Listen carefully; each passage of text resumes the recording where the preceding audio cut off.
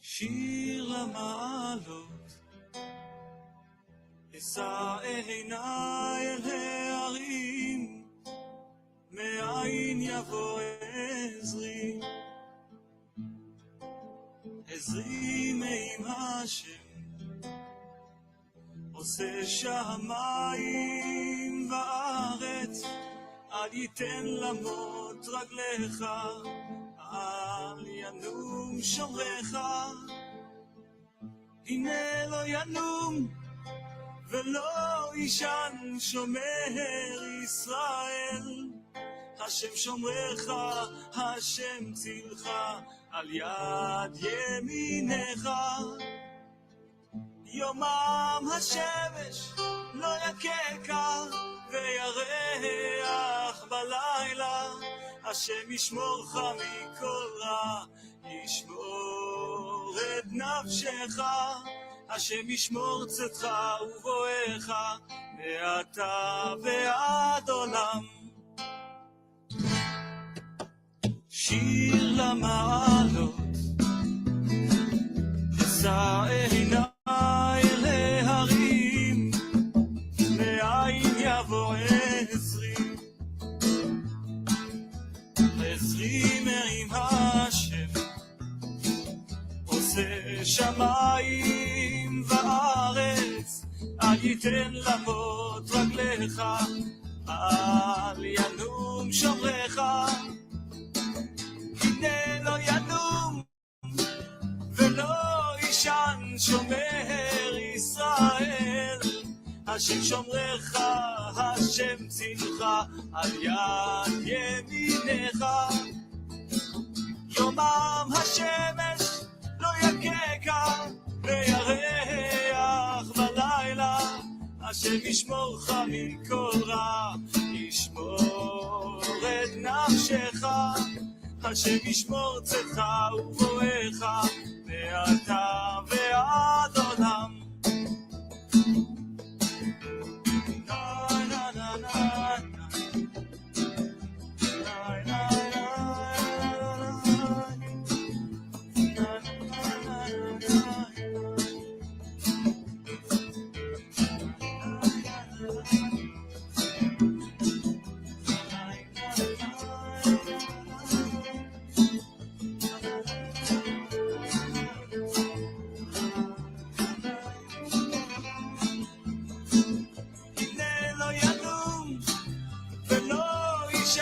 שומר ישראל, השם שומרך, השם צילך, על יד ימינך.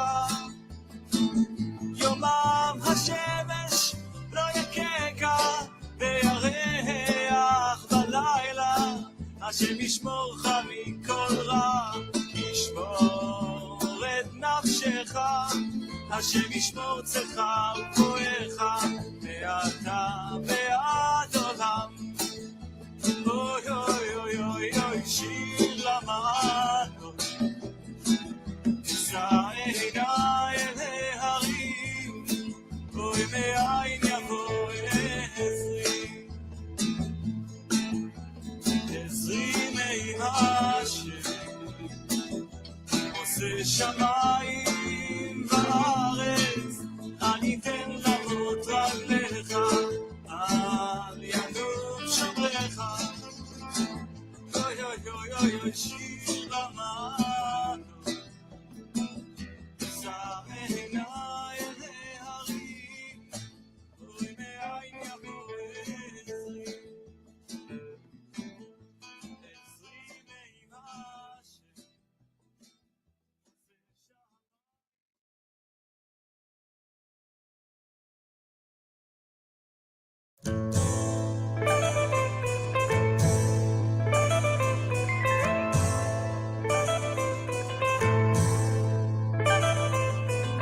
כשתגדלי ותהי לגברת עם ניסיון שרחש בחיים, היש סיכוי שאותי את זוכרת, היו לנו זמנים יפים.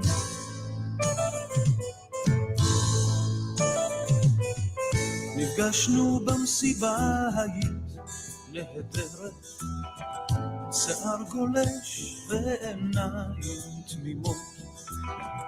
אני ניגשתי, את אמרת, לא הערב, אוהב אותך בין השורות. אם תזכרי אותי סיוון, האם תקדישי לי קצת זמן? עכשיו כשאת הרחק מכאן, אם תזכרי אותי סיוון, האם תקדישי לי קצת זמן? עכשיו כשאת הרחק מכאן.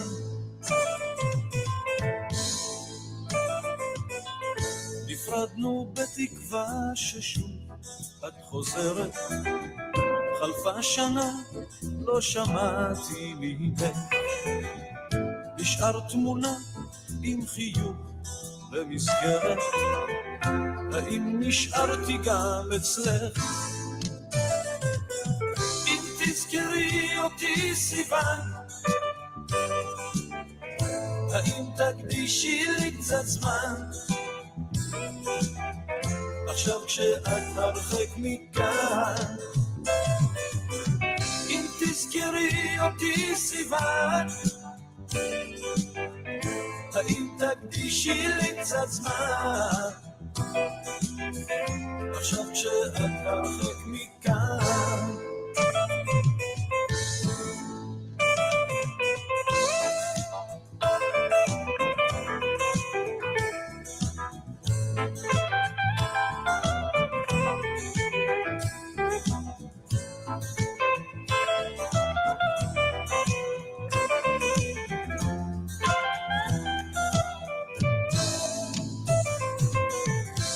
תזכרי אותי סיוון, האם תקדישי לי קצת זמן? עכשיו כשאת הרחק מכאן.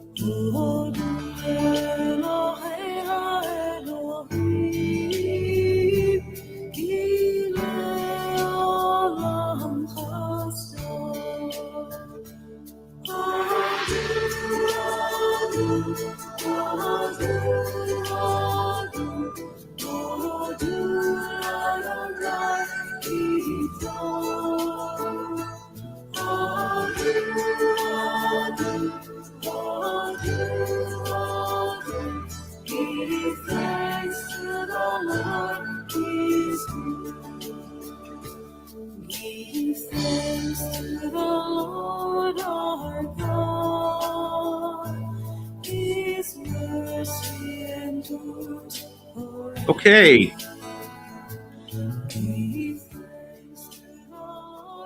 All right, let's get the show on the road here.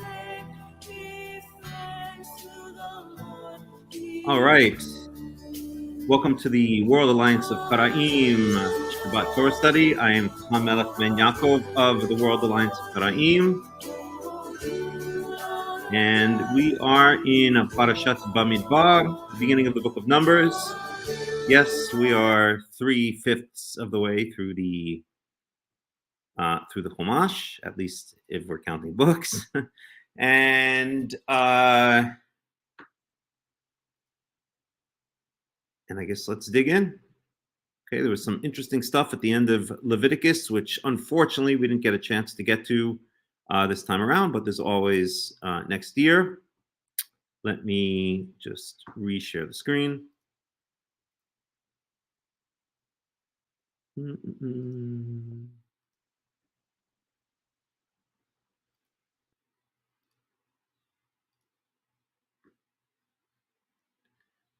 Radio. Okay, we got most of our commentaries up, and I think we are ready to get going. So we're in Numbers chapter 1, okay? And we start off with a census. I mean, there's a reason that the book is called Numbers. There's a lot of numbers in here. And again, what we'll try to do is, let me just switch over like this. No, like this. What we'll try to do is, maybe I should go like that or like that. I don't know. No, having fun playing around. Okay. Okay. What we'll try to do is, we saw in Leviticus that if we approach the cultic system in a very, just reading through, it's very boring. It's grueling. It's unpleasant. And so what we did was we tried to, as best we can, show that there's a system and try to examine the system. And then we found it was actually very, very fascinating when you see the whole thing as a system. Well, we'll try to do not exactly the same thing, but a similar thing here. We're not just going to run through and say, oh, this number, that number, the other number. We'll talk a little bit about the idea of taking censuses. We're going to speak a bit about the Levites' special place in the census, other themes that surround the actual text, rather than just going through the actual text and saying, oh, Rashi says that the number 602 means the gematria of 602 is blah blah blah blah blah, or whatever, right? So with that being said, we will try to make it relevant, fun, and even exciting. So with that being said, let's dig in. Let me switch over to the way I'm sharing the screen. Let's try that. And there we go. So we will read through a little bit. So we're in Numbers chapter 1. Okay. And that up. I think it's going to be too much. Okay.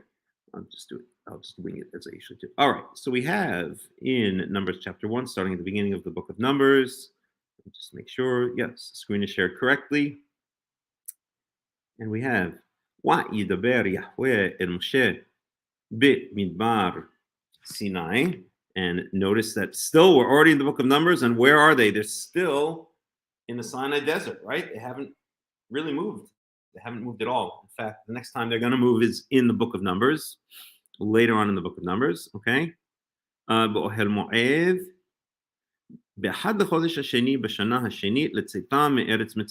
So when is he speaking? When is this happening? On the first day of the second month of the second year. Okay. Well, we just started. No, what am I saying? We didn't just start. In fact, we're going to be doing this evening, and I'll probably kind of take a break not a break, but I'll kind of integrate. We have a new moon observation this evening in Israel. So if you're in Israel, you should be looking between approximately 7:30 and approximately 8:30 p.m. We'll be looking for new moon sightings. Okay, so if you are, let me know. But that would be the beginning of the third month. Okay, so this is now the beginning. We're talking about here, b'chad chodesh hasheni, b'shana shenit, the first day of the second month in the second year. Okay, so just after the second Passover. Okay. L'tzitam me'eretz Misraim, in the second year of their, or after they're going out of the land of Egypt, lemor. So this is what God said. Okay.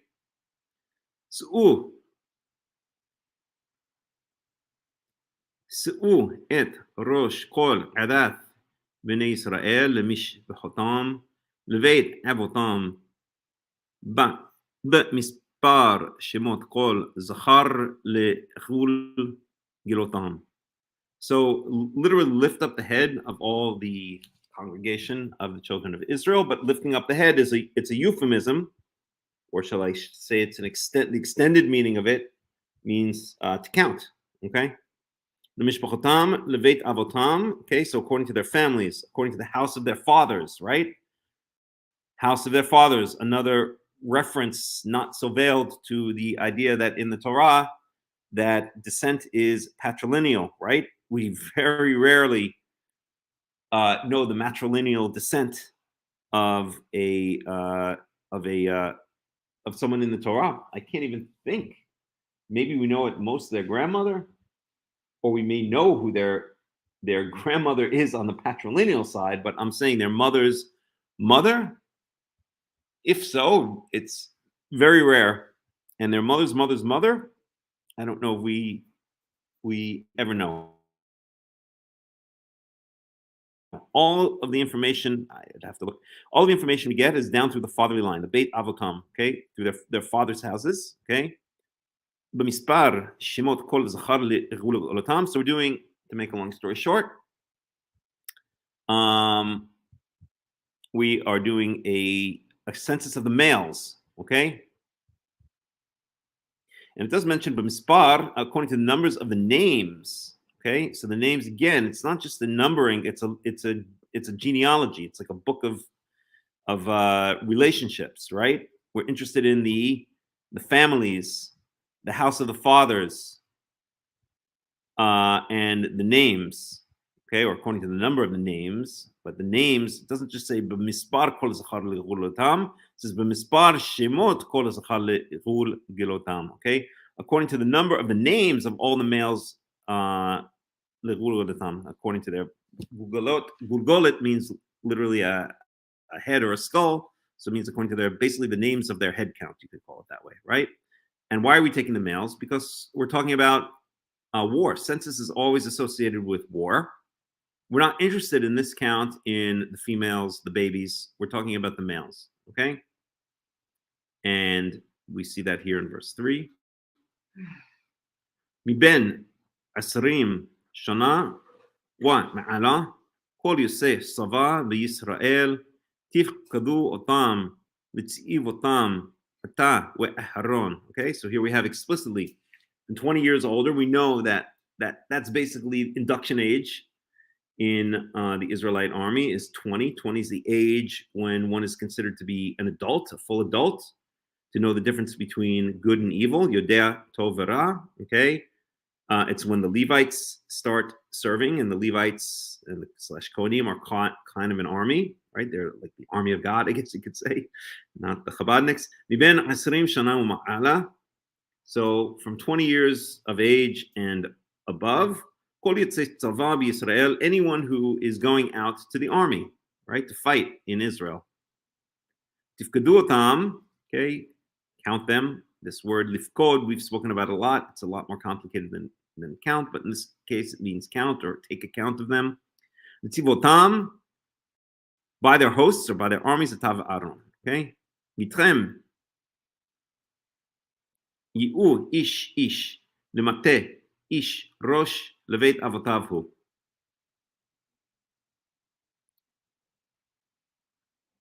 So with you shall be each person according to their tribe, each head of the house of their fathers. So we're going to point out also not just the ordinary people, the regular Israelites, but we're going to point out the heads of the tribes as well. Okay, now let's get a little commentary on that one. See what our good old friend Robert Alter has to say to start us off. And let's see what we got here. Leviticus, Numbers 174, 1074. And let's see if we can get any interesting commentary here. Okay. So he says, in the wilderness, talking about in verse 1, Bamidbar. Okay. Midbar is often translated as desert. In modern Hebrew, Midbar means desert, but really, as many people pointed out, it really just means wilderness, kind of like, I don't know, like I guess what Israel mostly is like. No, not all of it, part of it.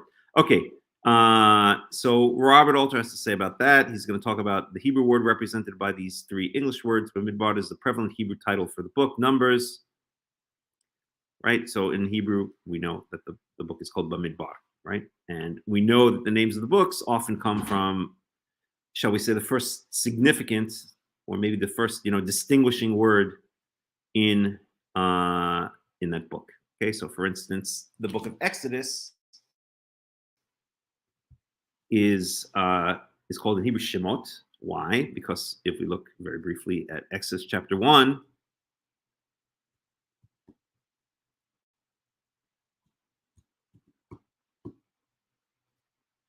then in the Hebrew, it says, these are the names of the children of Israel who came to Egypt. Ele Shemot, Bnei Israel, Haba'im, Misraima. Okay, these are the names of the children of Israel. And here the word names is Shemot. And so in Hebrew, the book is called Shemot.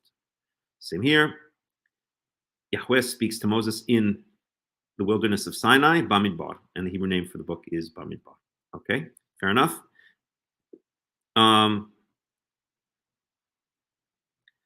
So Numbers, the topical title derives from the Greek rubric as well as the Hebrew equivalent that appears in the Talmud. In this case, the convention of selecting the first significant word in the text as title fortuitously produces an apt characterization of the book, which is all about wilderness wanderings and trials and upheavals in that limited space for the nation in the making. Okay, fair enough. So, and then he mentions, or we mentioned earlier, right, that this census is being taken on the first day of the second month of the second year, right here, right? L'chodesh hasheni b'shana hashenit. And Robert Alter points out the tabernacle was completed only 1 month earlier, right? So a lot has happened. Now, after the priestly legislation that constitutes the book of Leviticus, and which is not tied to a specific date, the narrative turns its attention outward from the sanctuary to the people and the organization of a census fund. So, yeah, there's a 1 second. Let me just turn the fan down here. So there's an interesting point, right? There's a certain flow to the Torah. I mean, most people think the Torah is about wandering 40 years in the desert, but it's really not. I mean, Genesis takes place all in, the olden days, the days of the patriarchs. It ends with the death of Joseph, right? And then Exodus picks it up with the generation of Moses, okay? And very quickly, the Israelites are freed from Egypt. And we know that happens on the 15th day of the first month in whatever year, when Moses mentions that Moses is 80 and Aaron is 82. So I'm assuming it's about that same year. Then about 3 months later, the Israelites are already out at Mount Sinai getting the 10 Commandments, the Decalogue. And now, so that's already the third month of the first year. And then we have and after that, in Exodus, we have all of the instructions about how to build the Mishkan, the sanctuary, and then the actual building of the Mishkan, and then the inauguration of the Mishkan, the inauguration of the Levites, the beginning of the sacrificial service, right? That all basically occupies most of the rest of the book of Exodus and most of the book of Leviticus, right? So this has all happened, right? So we're talking about the book of Exodus starts already pretty much at the time of the Exodus, and now we're only in the second year, right? So the first month, the second month of the second year. So all of Exodus 1, we don't know exactly how long the plagues are. I guess you could figure it out to a certain degree, right? This one lasted such and such days, but I don't know. Let's give it a month, 2 months, 3 months, right? I don't know, right? So let's say the plagues lasted 3 months. I don't know, right? The Israelites went out, so we'll call that, we'll say when the Israelites went out, just for simplicity's sake, it was the 15th day of the first month. Let's call that April 1st, right? So March, February, January. So the plagues maybe started at the beginning of January of whatever the year was, right? And now we're only in the second month of the second year, so we're like in May of that second year. So we're talking about from the book of Exodus up until now, we've only covered about a year and 4 months, right? It's kind of amazing when you think about it, but that's pretty much what has happened here, okay? And it's going to continue. In fact, if I go to my spreadsheet here, come on, spreadsheet, do your thing. So, I'm constantly working on all these different agglomerations of data and adding to them. But let's see, where is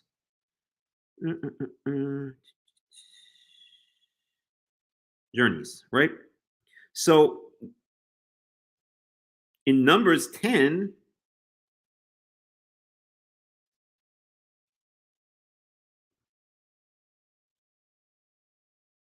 right, so, okay, departure verse, Numbers 10. So the Israelites are not going to leave the Sinai desert until the 10th chapter of Numbers, right?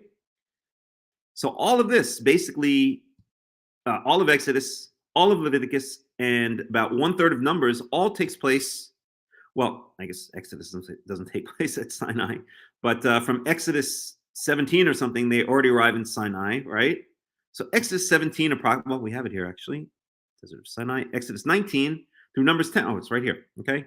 Exodus 19 through Numbers 10, that all takes place in the Sinai desert, right? And all takes place in the span of about a year, okay?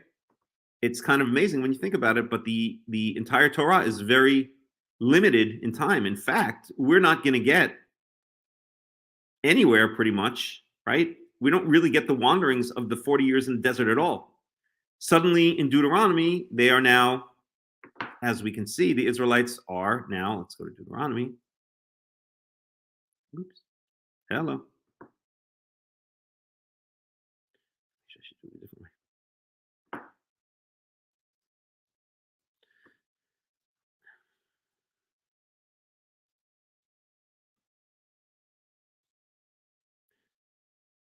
Okay, so here, if we go to the first verse of the book of Deuteronomy, it says, I'll just read the English translation. These are the words which Moshe spoke to all of Israel across from the Jordan River, right? Meaning on the east side of the Jordan River. They're about to cross the Jordan River.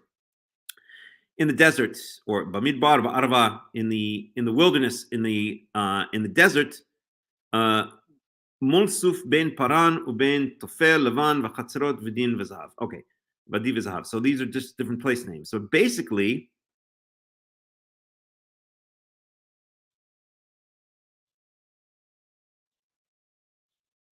let's see, where does it pick it up?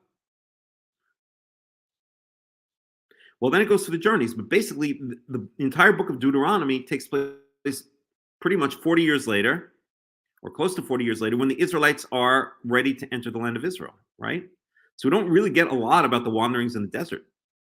We get a list of the wanderings, but we don't really know anything about what happened. It was kind of quiet. The Israelites shut up for once in their lives and just wandered for a couple of decades. Okay, so right. All right. Any other interesting commentary here? Count the heads. So we mentioned this. This is in verse 2, literally lift the heads. Okay, the Hebrew for that is et rosh kol adat bnei Israel. Lift up the heads of all the congregation of the children of Israel. Literally lift up, like you can picture it, like, okay, if I'm counting, or maybe it's even a reference from sheep, right? maybe when you count the sheep, you lift up the head. You lift up the head, right? So, but it means count, but it literally says lift up the head. Okay.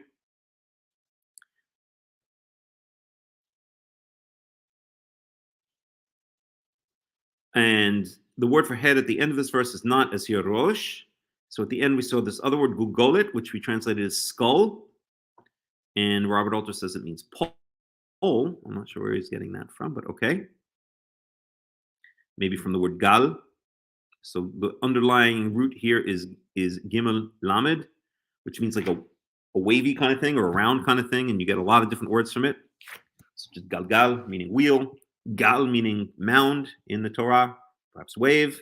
And here, gurgolet, which is translated as mostly, usually as skull, right? Because the skull is round, right? It's kind of really the only round part of our bodies, I think. Do you have any of the round parts? Oh, okay. Maybe one or two, but mostly just the skull.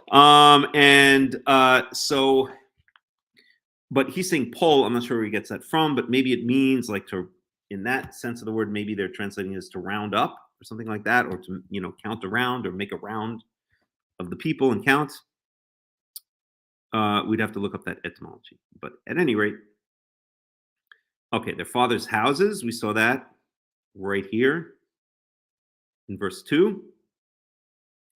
The Beit Avotam, I mentioned the importance of patrilineal descent in the Torah.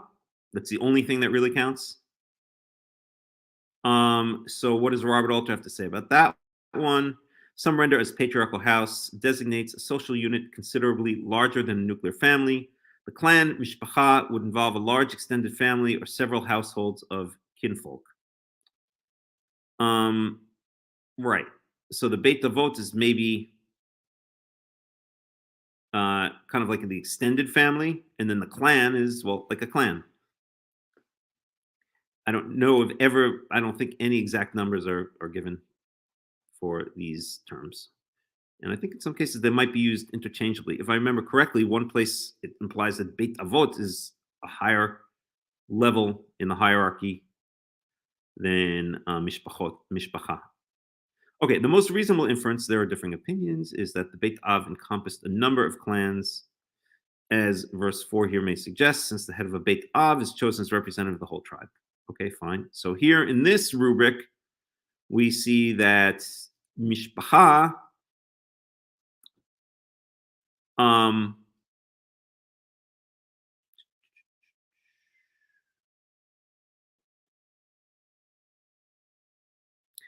so we see that the mishpacha is the lower level, meaning the smaller extended family, and the Beit Avot is like the clan, the larger level in the hierarchy.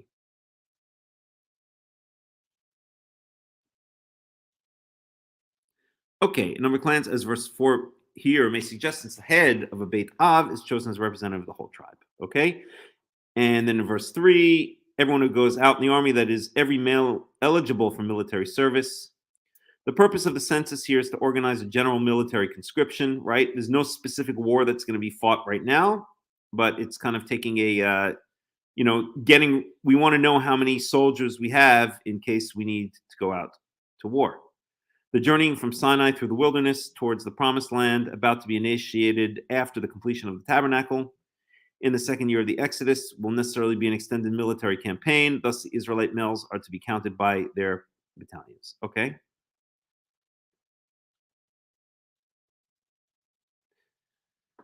Alrighty. And then Robert Alter mentions this word here.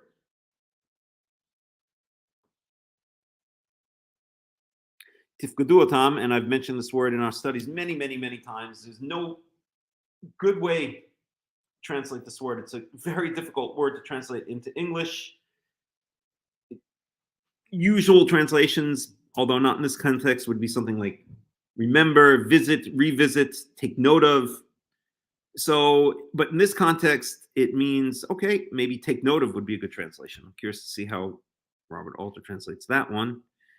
He probably just says count. Reckon. That's a good one. He always comes up with good translations, right? To remember, to take note of, maybe would be a good translation. Okay. So, but it's used in other contexts to mean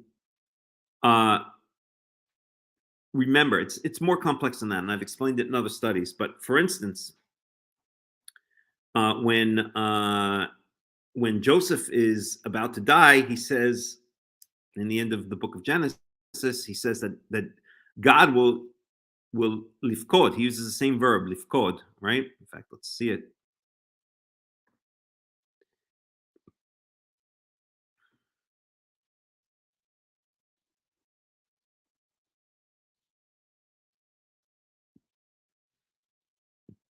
So in Genesis chapter 50, verse 25, Yomer Yosef el Ehau, and Joseph said to his brothers, Anochi met, I'm going to die. I'm about to die. Elohim, pakod, yifkod etchem. Elohim, and here's that same verb, okay? Pei, chuf, daled, the same underlying root, the same verb, okay? God will definitely reckon you, right? It doesn't make sense here. We'll count the senses of you. No, that's not what it means. It means will remember you, okay? Will, and I'll get back to even that in a second, but we'll translate it for a second as remember you. And bring you up out of that land, meaning Egypt, to the land which he swore to Abraham, Isaac, and Jacob, right? So even to remember is a bad translation. It kind of means turn. I like to translate it sometimes as turn his attention to at a given time. Okay, I know that's kind of a long definition, but that's really what it means. Pakod means kind of when the time is right, I will take note of you. Okay, that's the context of God remembering Israel, right? He remembers this covenant that he made with Abraham, Isaac, and Jacob. He doesn't do anything at the time that Joseph is alive, right? The Israelites have to go through their pain and suffering for a couple of hundred years, okay? But when the time is right, he remembers the covenant with Abraham, Isaac, and Jacob, and pakod yifkod, he will turn his attention to you at the time, okay? Take note of you, okay? So that's kind of the underlying meaning of the verb. It is usually very poorly translated into English, but reckon in this context. So what's the right? So here the same word is used, right? Tikkuduotam. So we translate it as remember them, okay, or take note of them, or turn your attention to them, right?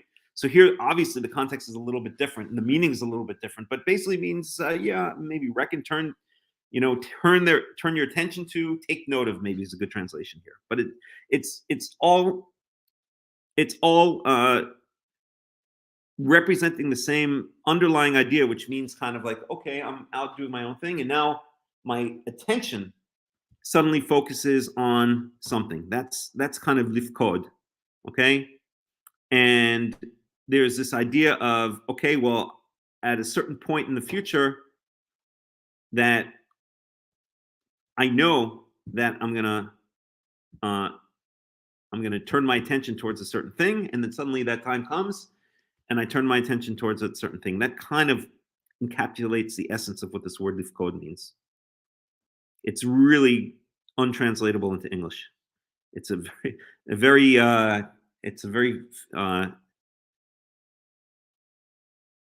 kind of almost philosophical. I wouldn't even say that, like a theological concept, but in this case, it's not theological at all. So it has more mundane meanings. Okay, let's move on. All right, we're looking at Robert Alter's commentary.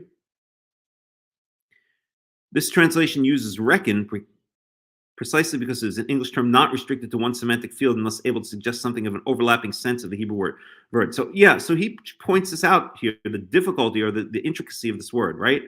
So this is what Robert Alter says. The root, pei, kof dalid, which is used again and again in connection with the senses, is an all-purpose verb that variously means to muster, to tally, to single out, to pay special attention to requite, to appoint, and more. The first two of these meanings are the ones strictly relevant to our passage. This translation uses reckon precisely because it is an English term, blah, blah, blah. Okay, cool. So that's that. Any questions, any comments so far from anybody? Anybody have any questions or comments? Nope, nobody? Okay, let's move on.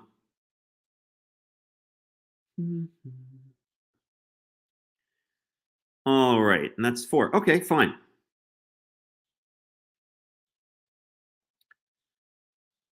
And then we get a list of names.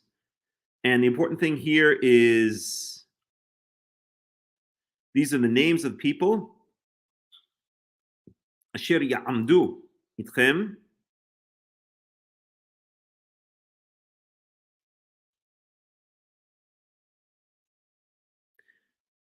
Literally, who stood with you, okay?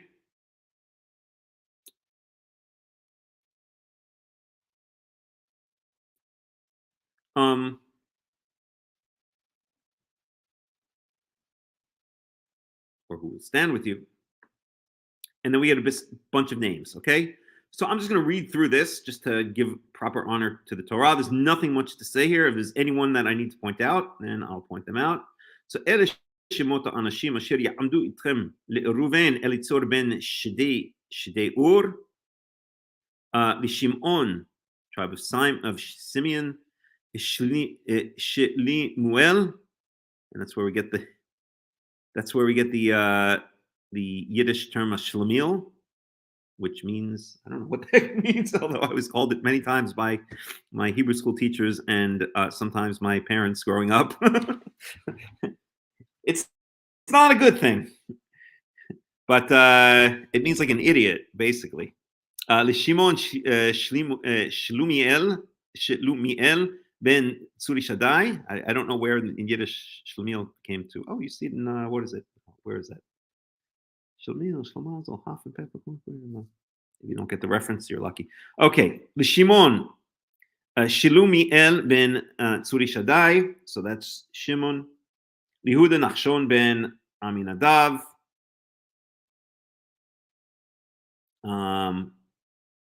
And we've heard of this guy before.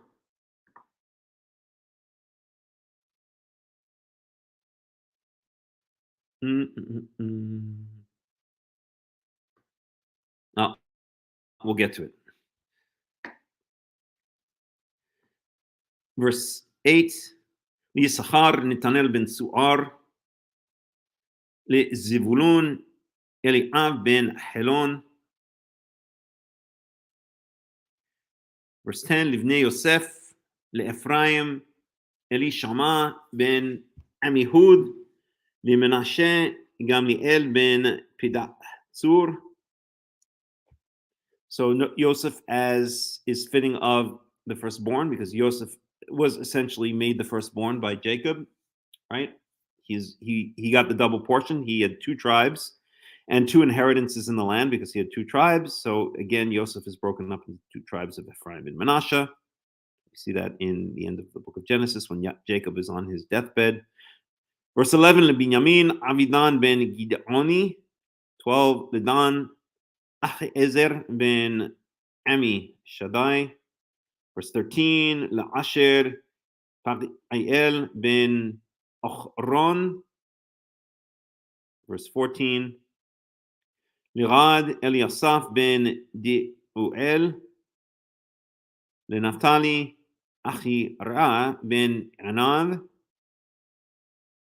And then we have a summary sentence, verse 16, Ela Kiru'e Ha'ida, Nisi'e Matot Avotam, Rashe Alfei Israel Hem. These are the ones who are called, the called ones of the congregation. What does it mean, the called ones?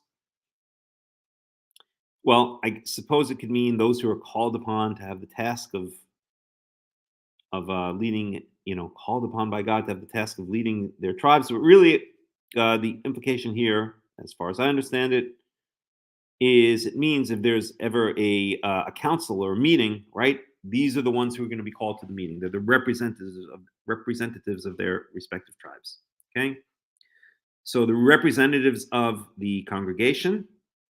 Okay, Nisi'e Matot Avotam. Usually Nasi is translated as prince, but really what it means is, I guess you could say, the exalted ones, the ones who are lifted up, Nasi. It's the same root as over here, Su'u, lift up the heads of all the congregation of the children of Israel. So the Nasi is the one who is lifted up, the exalted ones, you could say, the leaders, right? The ones who are singled out. Okay, Kiro Eda Nisi'ah Matot Avotam. But we'll just go with princes. The princes, I wonder how Robert Alter translates that one, actually. 16.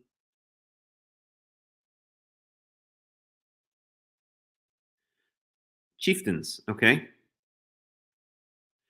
And here he says the Kiru'e Aida are the ones called from the community, again implying what we just mentioned, that, right, they're called to the central council. They're the representatives of their individual tribes. Nasi Matot Avotam, so the princes of the tribes of their fathers. Rashi Alfei Yisrael Ham, the heads of the thousands of Israel, they are, okay? So Israel is often, it speaks about the heads of thousands, the heads of hundreds, the heads of 50s, and the heads of 10s. So the heads of thousands are basically the largest division, right? So whenever you see the phrase heads of thousands, that basically means like the main leader, okay? And it's a hierarchy. Beneath the heads of the thousands are the heads of the hundreds, beneath the heads of the hundreds are the heads of 50s, beneath the heads of 50s are the heads of 10s, as a good army should be run, right? So Israel in the desert at the very least, and perhaps afterwards was run kind of like an army. Okay. Any questions, any comments?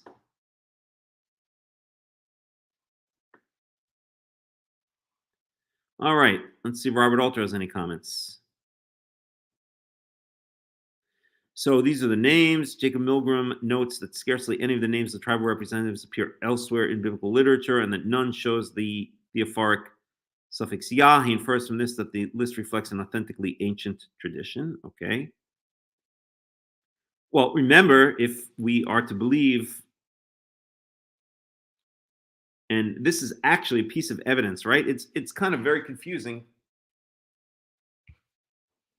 or complicated, one should say, about when the Israelites started using the name Yahweh.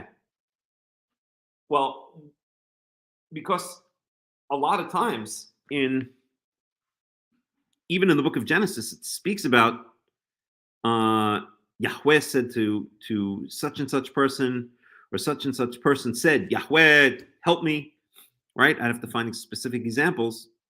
In fact, let's find an example. This is actually an interesting topic. So let's see here. Let's see the first place.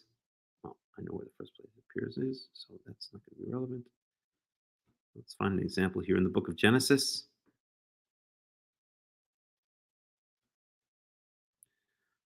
This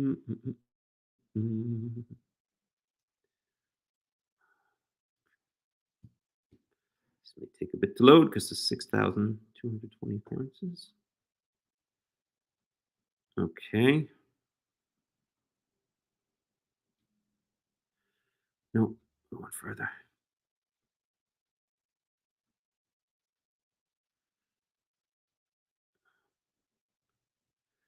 One second. One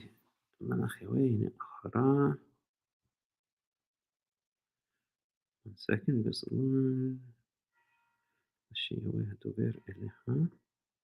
So here's an interesting one.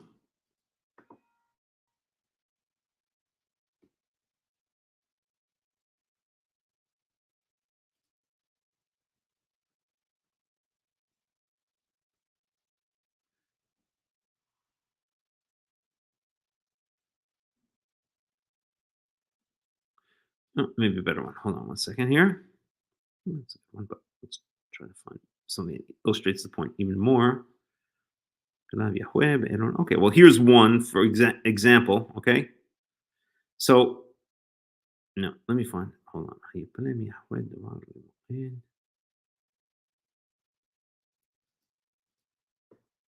this one will do. 1814.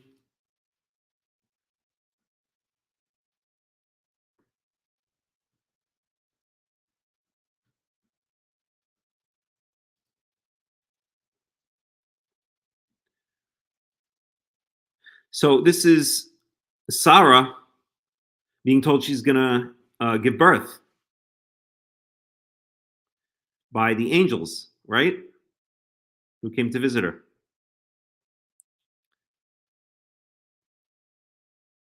And they say in verse 13,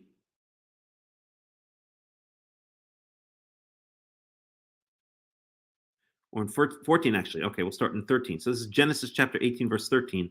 Wayomer Yahweh el Avraham, and Yahweh said to Avraham. So already we see the word Yahweh being used. Okay, but that's okay, because now when the Torah is being written down, the Israelites already know the name Yahweh. Yomer Yahweh el Avraham, and so Yahweh said to Abraham, Lama zeh tzahaka Sarah. Why did Sarah laugh? Saying, is it, am I really going to give birth? And being that I'm very old? And so this is again the angels speaking to, I'm sorry, this is one second, let me just get the context. You know my love. Okay, so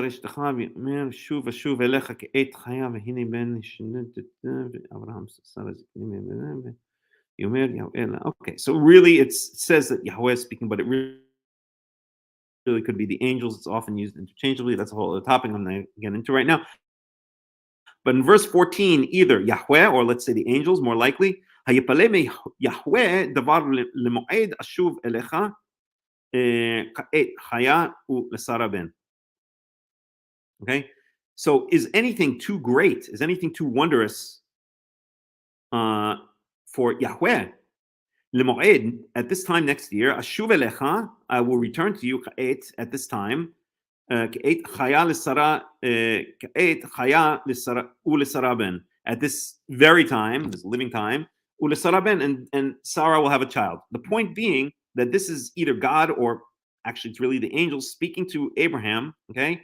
And they say to her, Yahweh davar, is anything too great for Yahweh, right? So this is a quote. This is more or less a quote of the angel speaking to Abraham. And they say, is anything too wondrous for Yahweh? The only problem is the name Yahweh was not revealed until Moses, in the incident of Moses with the burning bush. So how is it that the angels in the time of Abraham are saying Yahweh davar, are saying to Abraham, is anything too great for Yahweh? The name Yahweh was apparently not known, right? So this is kind of a big conundrum, because we have verses like this many times in the book of Genesis, right, where you right to one of the patriarchs, and yet supposedly they didn't know the name. Okay, so there are a lot of different answers for this one, and I would say that this is kind of I guess what you would call I think they called a retrojection, right? That when the Torah was written, so not quoting word for word, right? They're relating the story. And when the Torah was written down much later, okay, in the time of Moses and perhaps Joshua, then this name Yahweh was already known, and this was retrojected into the text by the writers of the Torah when the Torah was codified in the time of Moshe and Aaron. Okay, even though here it says that it quotes the angel saying, "Is anything too great for Yahweh?" Okay, so it's not a quote word for word. It's more like a paraphrase. And one of the proofs for that is, let me unwind here, is exactly what Robert Alter is saying here, quoting Jacob Milgram, who's one of the leading experts, perhaps the leading expert, he's dead now, on Leviticus, on the book of Leviticus. And he says, he notes that none of these names that we saw here contain the name Yahweh in them, right? Which is not the case in later generations, such as, I don't know, Jonathan, Yehonatan, right? Yehonatan means Yahweh, Natan. And if you want to know why it's not Yehovah or Yehovah and it is Yahweh, let me, as I pointed out before, there's an excellent video series exposing how what's the word I want to use? Silly or short-sighted. The understanding of Yud Hey Wow Hey as Yehovah or Yehovah is. The person going around proclaiming that is incorrect, in my opinion. And if you want to find out more about that, I guess you can text me, and I will send you the video series on that. At any rate, there's no Yahweh, right? There's no Yud Hey Vav anywhere in these names, as we see later on, like Yehonatan or Eliyahu or Yeshayahu or many of the different prophets. In fact, it would be an interesting question to know which is the first name we see that has the Yud Hey Vav in it. Okay. At any rate, we see all of these names here are Eli. They have Eli, which means my God. They have Shaddai, right, which we know it says in when the name is revealed, when the name Yahweh is revealed to Moshe in Exodus 3.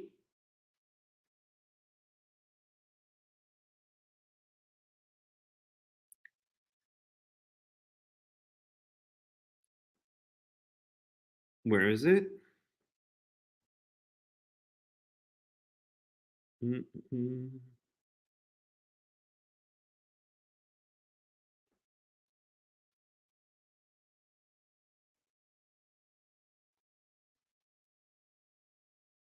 One second.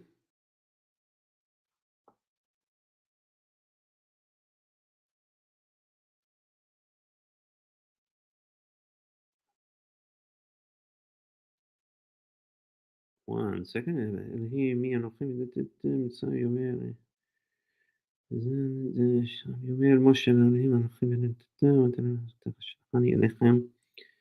יאמר אלוהים משה, יהיה אשר יהיה, ויאמר כה תאמר לבני ישראל, one second. I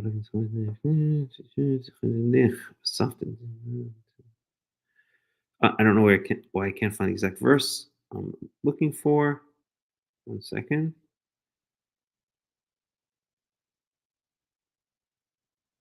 One second.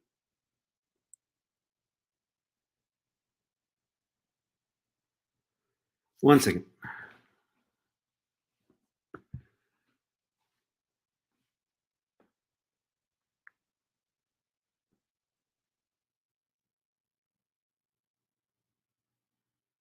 Okay. At any rate, the point being that that in the past, God was known by different names, such as El Shaddai.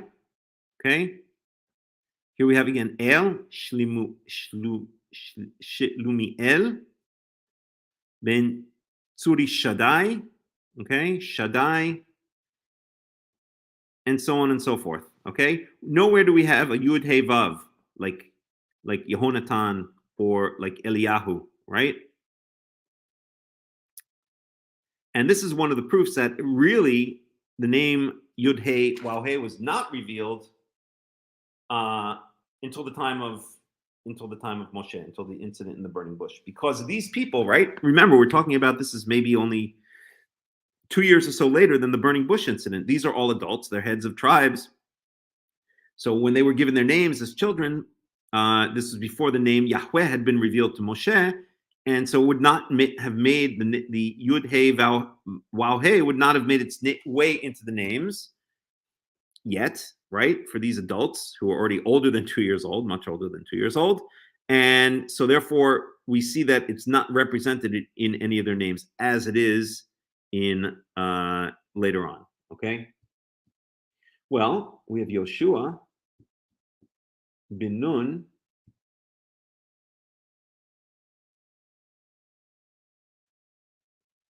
Maybe Yoshua was born. Well, that's an interesting one. Maybe he's the first one actually that has the Yeho in it. Let's just see something here. Now you didn't all do anything. Now I got myself thinking. You guys haven't said a word yet. I'm blank here. Let's see. Where does Yoshua first appear? Let's do it this way.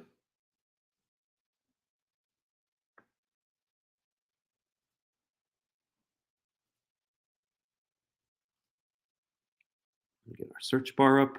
Joshua.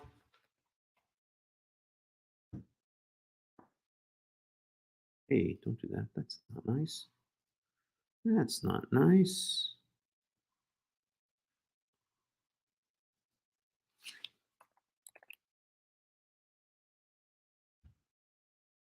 Okay.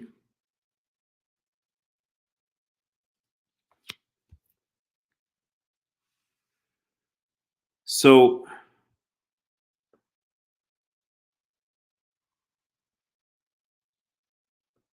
all right, let's try to get it in order here. I guess that is order. So Yoshua first appears in Exodus 17.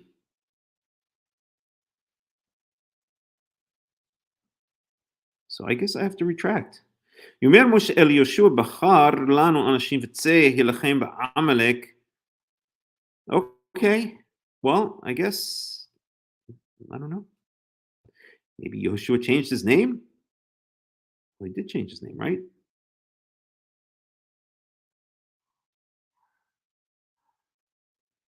One second here.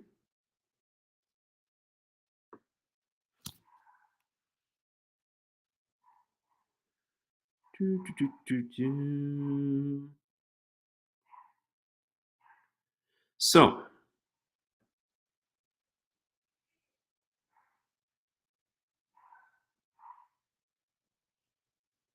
one second here.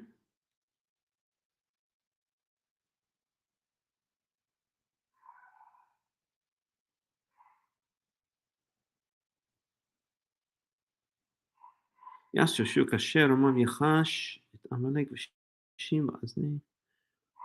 One second here. ישמע יהושע את כל.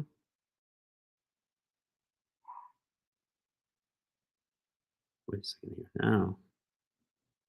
Okay, let's do it this way.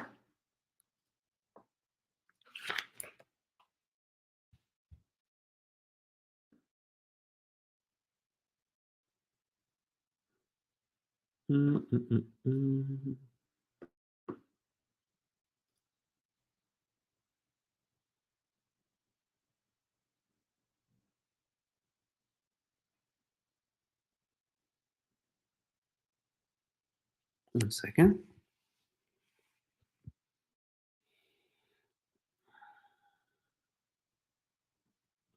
One second here.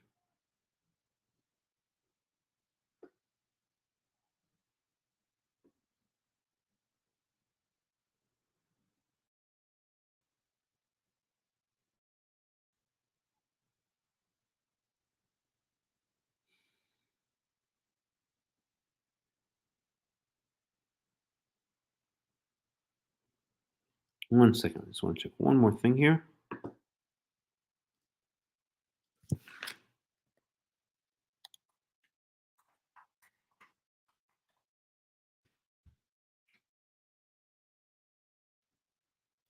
One second.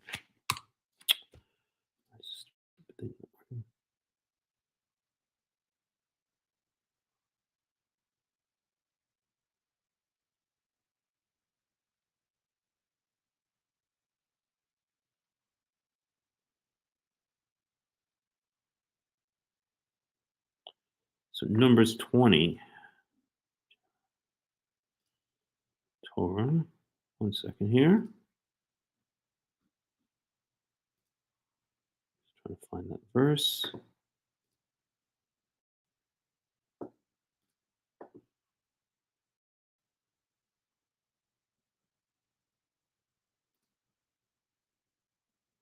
Shalom, Ariel and Ben. Just give me a second here.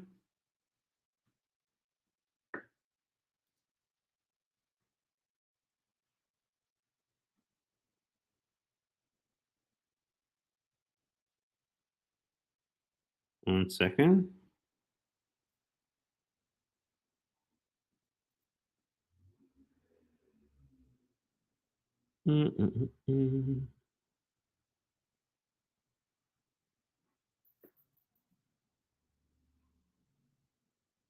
One second.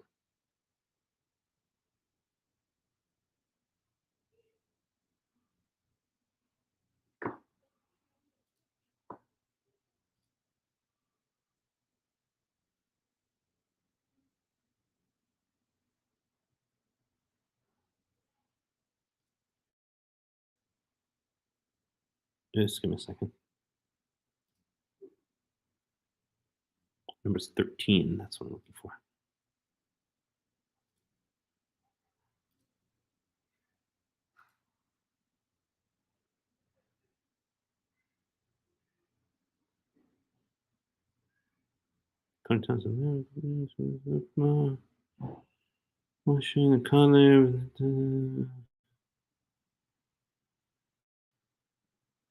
One second.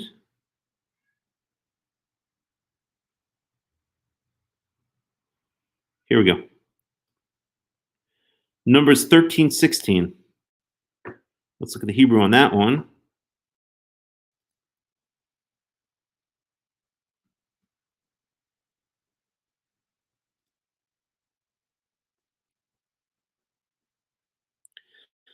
So this is the incident of the spies, which we'll get to, okay? And it says, so these are the names of the people which Moshe sent to spy out the land. And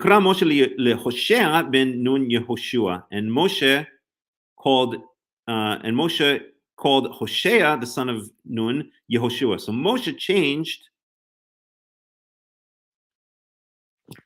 Joshua's name. Moshe gave Joshua his name Joshua, Yehoshua, before he was called Hoshea, which just means salvation, Hoshea. Yet it comes from Yud Shin Ayin, which means salvation, right? And then he added it. He changed it Yehoshua to incorporate the name of Yahweh into Joshua's original name, which was basically Joshua or something like that, right? And then it became Yehoshua. So we see that actually Joshua's original name did not have the Yud Hey Vav in it. It was only the name that Moshe gave to Yehoshua. So, and he was, if he had originally had the name Yehoshua, then that would contradict what we were saying before, that the Yud Hey Vav it would imply that the Yud Hey Vav was already known to the previous generations. But here we see that the original name of Yehoshua bin Nun was Hoshea bin Nun, and he was only later on that name was changed to Yehoshua. Okay. So that kind of settles that one. I'll take care of something. One second.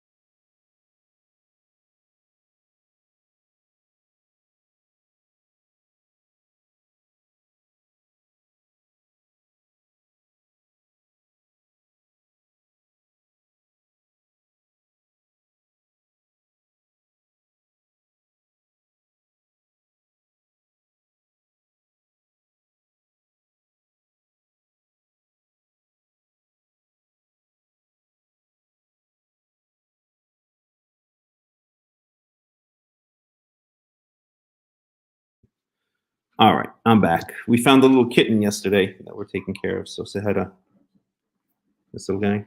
Come on. Hello. Hello. You're such a cutie, this little one. You are a cutie.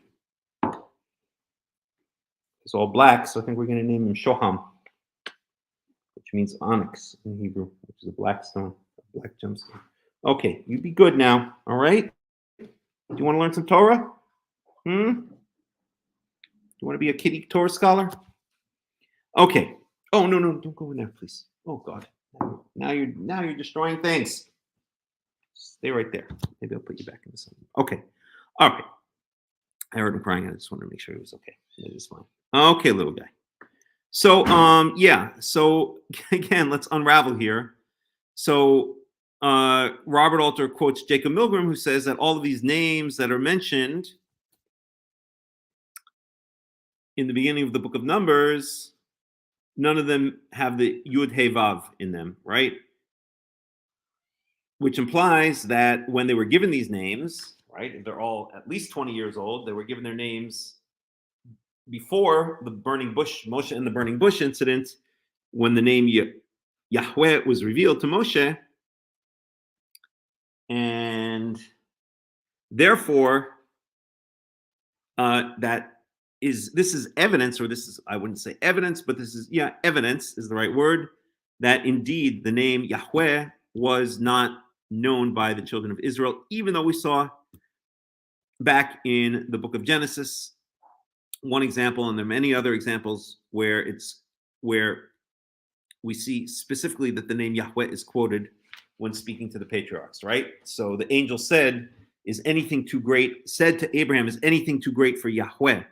Implying that that's a direct quote, that's what the angels use the word Yahweh, right? But we know that in the beginning of the book of Exodus, we learn that the name Yahweh was not known to the patriarchs, that the only name that was known was El Shaddai, right? Which we see here in these names. We see a lot of El, like Elitzur, El, and we see a lot of Shaddai, right? So then it wouldn't show up in names, as indeed it doesn't here, right? These names, these are all people who were born before the burning bush incident, and nowhere do we see a Yud He Vav like we would in Yehonatan or in Elisha, or maybe Eliyahu is a better example. And then we said, oh, but what about Yoshua bin Nun, right? He's contemporary with these people, and he has a Yud He Vav in his name. But then we saw in Numbers 13, which is the verse I was looking for, that his name had been changed by Moshe from Hosea to Yehoshua, right? So he had a name change, just like Abraham had a name change from Avram to Avraham. Sarai had a name change, or Sarah had a name change from Sarai to Sarah, right? It always seems that whenever the name change occurs, that there's the addition of a hey, right? Avraham. In that case, the reason is given, Av Lahamon Goyim. Okay, but this seems the addition of a hey, maybe, and remember, it's God who changed those names. It's Yahweh who changed those names. Maybe he didn't reveal that his name was Yahweh, but maybe he was giving, a little hint, or throwing nonetheless incorporating the name, his true name, into their names when he changed the name from Avram to Avraham, or Sarai to Sarah, right? And but certainly in the case of changing Hosea to Yehoshua, that we know, if that was done by Moses, and Moses could not have met Yehoshua before the time of the Exodus, and in other words, until after the name Yahweh was revealed to Moses, because the name Yahweh was revealed to Moses while he was still out in the desert, right? Shepherding his sheep. He hadn't yet made contact again with the Israelites, so he could not have given the name Hosea to Yoshua. He certainly didn't do it when he was a young man before fleeing from Egypt, right?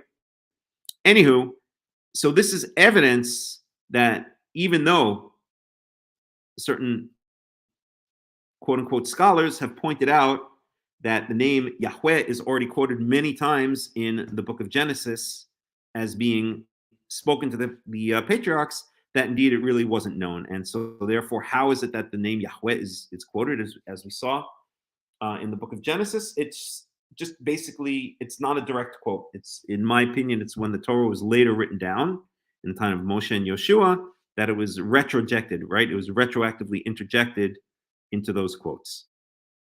Okay. They were not direct quotes. Does that make sense, everybody? Any questions? Any comments? Anybody? Anybody have anything to say? Not a thing? Okay, so let's go on. I think that was a very interesting discussion. Okay.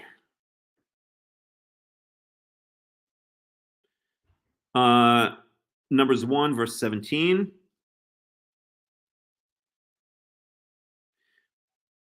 ויקח משה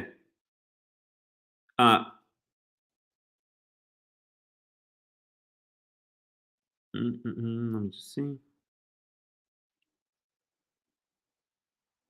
Won't run over any of these.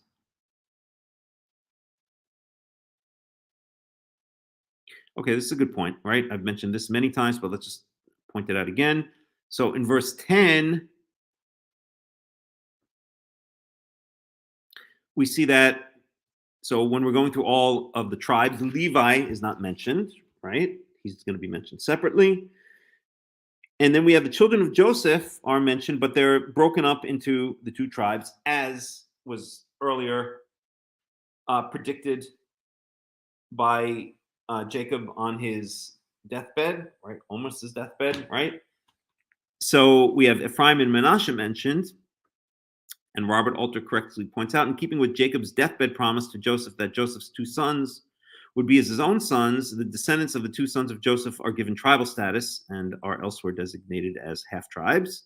Since the tribe of Levi will not be included in the census of the conscription, this device preserves a number of 12 for the tribes, right? So we always talk about the 12 tribes of Israel, but in fact, there are really, it all depends on how you count it. If you count, there were 12 sons of Jacob, right?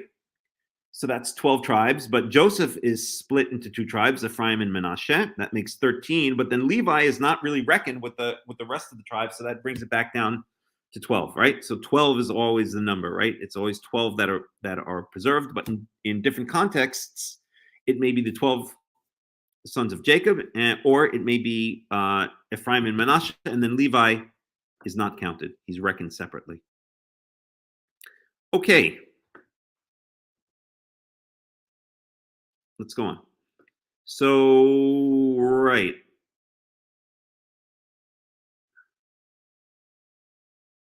So, ויקח משה ואהרון את האנשים האלה שנקבו בשמות.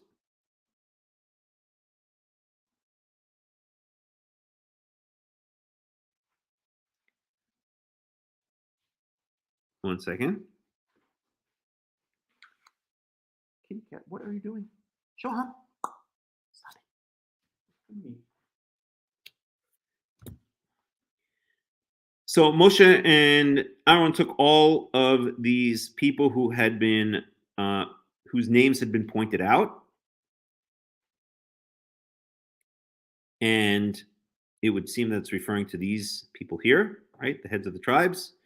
I should also point out that this word nikvu b'shemot, we saw this in last week's parsha, having some technical troubles last week. Hopefully we haven't and will not have them this time. But we saw that in last week's parsha in the context of the blasphemer. So let's find that for a second. And we're talking about this word nakav, which literally means to make a hole in. And in fact, the word for female is nikeva, and you can figure out why. Use your imagination and figure that one out on yourself. But Leviticus 24, I think it is.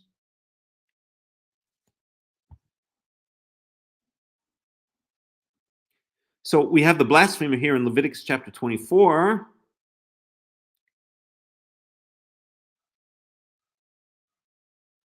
Right? And we had the son of an Israelite woman and an Egyptian man, Ish Mitzri. Again, pointing out that why is this so important? This points back again to patrilineal descent, really pointing out that this was not a native-born Israelite. This was either one of the Erev Rav or a Ger, right?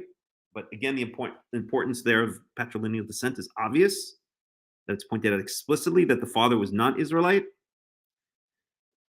basically implying that the one who cursed God by name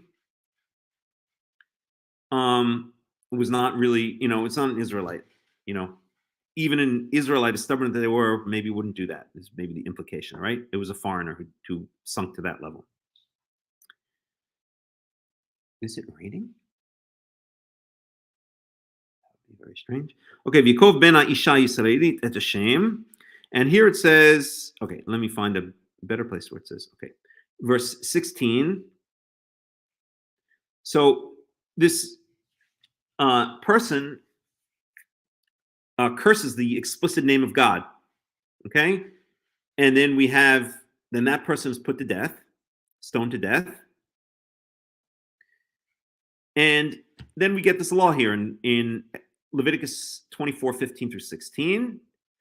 Ve'el bnei Israel tidaber lemor, and to the children of Israel speak, saying, ish, any person, ki yikalel Elohau, any person who curses God, his God, he'll bear his sin. Okay? In other words, you get really mad, and I've done this, unfortunately, when I was younger.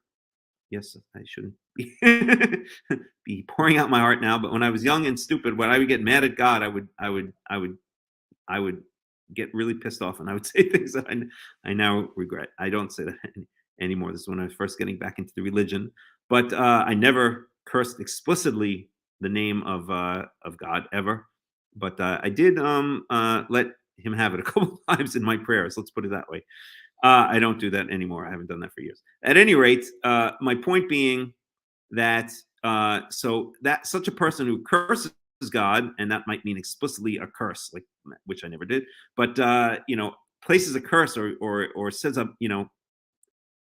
places a curse on God, shall we say, or curses God, he should bear his sin. In other words, God will figure out what to do with such a person. Okay, it's not a good thing, but it's not instant death, right? Shem Yahweh motimat, but anyone who points out, okay, again, points, nakav, nun, kuf, vet means to make a hole in. It's almost like you pierce a hole in it. That's how you point it out, right? Shem Yahweh motimat, anyone who explicitly points out the name of Yahweh shall certainly be put to death. Ragom yigramu bo, out curse, right? Anyone who explicitly uses the name of Yahweh and curses it, he shall be put to death. Okay. And the verb we have here is wat nokev. Okay, the underlying root is nun kuf vet. Okay, which again means to kind of pierce or put a hole through. Again, the word nikeva means a woman, and you guys can use your own imagination as to why putting a hole through something and women are related. Don't think too hard. And so so that's that, right? So the point is that that's the word that's used here. It's also the word that's used here. Okay. So Moshe and Aaron took these people who nikvu v'shemot, that they had pointed out. Same word is here. Point out, one who explicitly points out the name of Yahweh shall be put to death if it's in the context of the curse. Here, Moshe and Aaron took the people who they had pointed out by name. Again, speaking about these people that we saw here, right? All of these people that have a lot of Elis and Shaddais in them.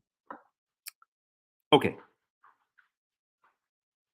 I just want to point out again the use of that verb and its use here in Leviticus 24 with respect to blasphemer. Not that the two are not related thematically at all. There's no implication here of blaspheming. See that the rabbis, they would say, oh, or blah, blah, blah, blah, blah, something silly like that. But no, there's no implication here of cursing. It's just an implication of pointing out. This word nakav is used here. Moshe and Aaron had pointed out the names of these people in the previous paragraph, and it's used in Leviticus 24, that anyone who points out the name of Yahweh, anyone who points out the name of Yahweh in the context of cursing it is to be put to death. Nakav here and nakav there. Okay? All right, verse 18. Wa'et kol ha and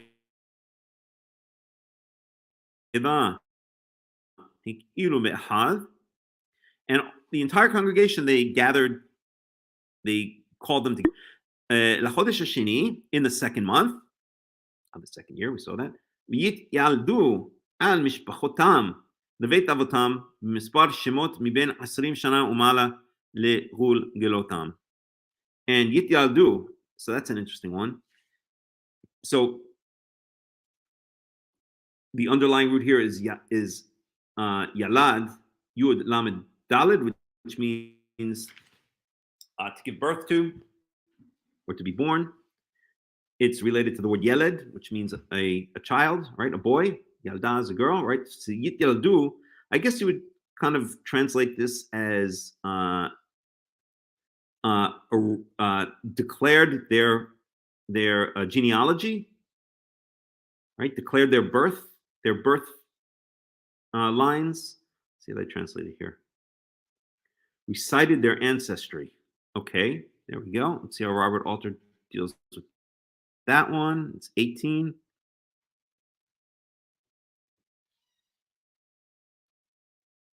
And all the community that was assembled in the first and second month, they were affiliated by their clans. That's how Robert Alter translates it. Affiliated by their clans. Okay, this cat is climbing up my back. Shoham, you are such a cutie. Okay, you can stay right there. You want to help me teach Torah? Are you a Torah? Are you a great? What are you doing? So cute.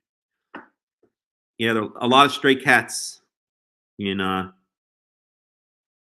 village where I live, and so we heard this little fella screeching the other night, and we said, "Well, we at least have to bring him home for a while and make sure he's okay." He's such a cutie. Are you a cutie? Are you adorable? How adorable are you? A little black cat. You're not bad luck. You're good luck. Yes, you are. Okay, so Shabbat Shalom, Ruvain, Aviva Scurry. So and we already have two other cats, Lavi and Tsuf are other cats. So Nush, at least temporarily. Huh? Hi, little guy. Say hi. Hello. Hello. I'm a cat. Fatul. Come sweet. Okay. Stay right there. Okay. So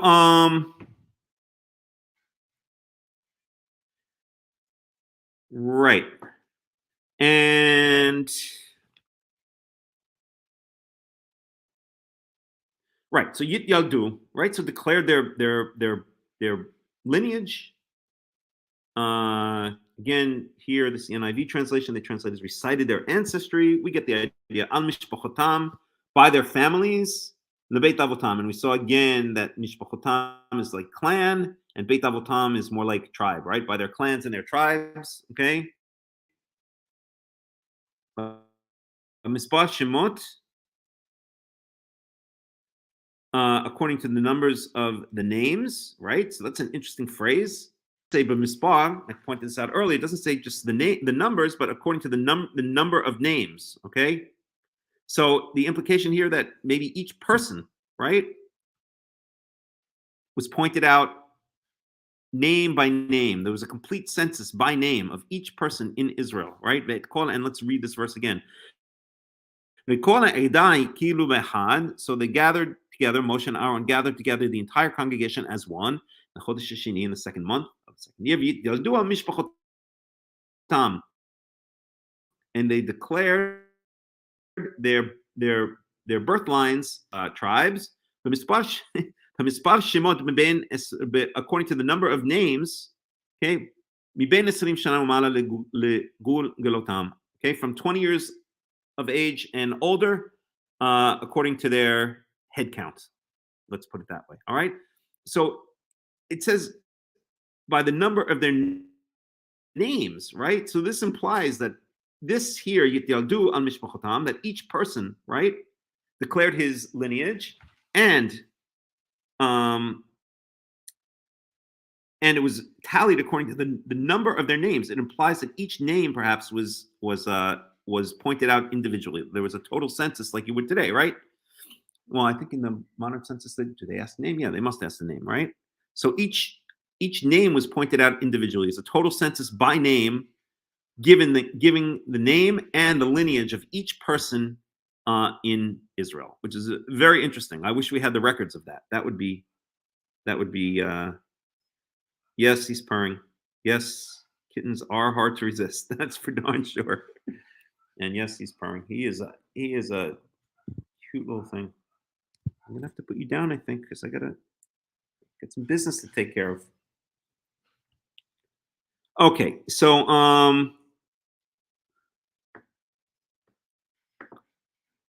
right. Yeah, cats are amazing. This is one of the reasons I had a fallout with a so-called Karaite scholar who used to, I shouldn't even say this, but I will. He used to release his dog on street cats and laugh as that dog mauled the cats to death. And I actually wanted to maul him to death when I used to see that. I don't know why I didn't. Okay. So, במספר שמות מבין 20 שנה ומעלה לגולגולתם, כאשר ציווה יהוה את משה ויפקדם במדבר סיני. So as Yahweh commanded Moshe, and he pointed them out, he reckoned them, right, was Robert Alter's translation, in the desert of Sinai. Okay, and now we get a whole bunch of numbers. So, and it's repeated pretty much word for word, okay? So I'm not going to read through all of it, okay? We could see the numbers here. I'll just read through the first one, okay? And then I'll point some things out. Yes, now he's chasing after my mouse. I know you're a cat and you chase after mice, but that's not the right type of mouse. You don't want to be chasing after that type of mouse, believe me. So we're in Numbers chapter 1, verse 20. So the children of Reuven, numbered or were, the children of Reuven, Bechor Yisrael, the firstborn of Israel. As firstborn, as were Levi, the next two, Levi and Shimon and Levi, were also knocked off, ostensibly because of what they did. Yeah, because of what they did with Shem. And then basically Yehuda became kind of stand-in firstborn, but really in the end, Joseph got the firstborn status. That's why two tribes grew out of him, Manasseh and Ephraim and Manasseh. But Reuven is still nonetheless called the firstborn of Israel because he was the firstborn of Israel, okay? Toldotam, so their lineages, their genealogies, Lemishpachotam, according to their tribes or their families, Levet Avotam, B'mispar Shemot Legulgolotam. So let's try to give a translation for this. Okay, so the children of Reuven, the firstborn of Israel, so it was for the children of Reuven, the firstborn of Israel, their genealogies by their clans and by their tribes, according to the number of names in Legul Golotam, by their head count. Kol Zachar, every male, miben 20 shana umala, from the age of 20 and up. Kol Yotzei Tzava, all those who are eligible to go out into the army, all those who are conscriptable. Pikudehem, Namate Ruvain, the head count for the reckoning for the tribe of Ruvain, and then we get the number. Shisha wa arba'im elef v'chamesh me'ot, okay? 46,500. And then we have that same formula again. Okay, Toldotam, Lemishpachotam, Lebeit Avotam, Pikudav b'mispar, Shemot legugolatam, Kol Zachar miben 20 shana, Umala, Kol Yotzei Tzava. It's the same phrase again and again and again, right? So again, let's look at this phrase. Okay, so for the children of Shimon, by their genealogies, I'll try to modernize it, or I'll try to paraphrase it so that it sounds normal in modern English rather than kind of word for word, which is going to make it sound weird. So for the children of Shimon, the genealogies, or the genealogies of the children of Shimon, according to their clans and according to their tribe, the reckoning according to the number of names in their head count of every male from 20 years of age and greater who were eligible to to enlist in the army. That's basically what this is saying. Okay. Maybe we can let's do a Robert Alter on that one. So that's verse 22 and see how he deals with it. So for the sons of Simeon, Shimon, those born to them by their clans, by their fathers' houses, according to the number of names by their heads, every male from 20 years old and up, everyone who went out into the army. Okay, so that's how we translate. So we have the same phrase again and again, and then we get numbers. Okay, and I think last year, I'm pretty sure I put those numbers down somewhere. Let's see if I can find them. Numbers. Ouch. No.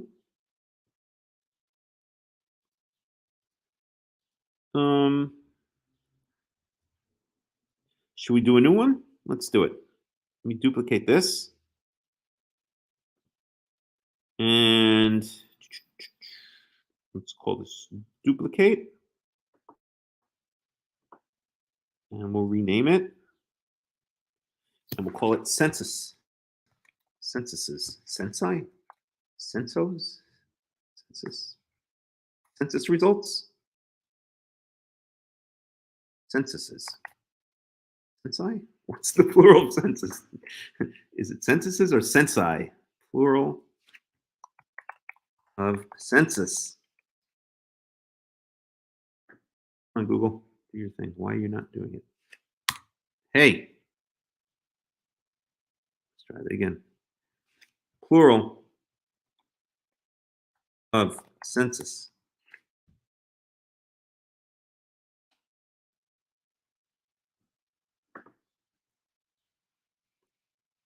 Censuses. Okay, good. By the way, how's the sound quality? Can you guys hear me okay? If not, I could try to switch networks, which sometimes works.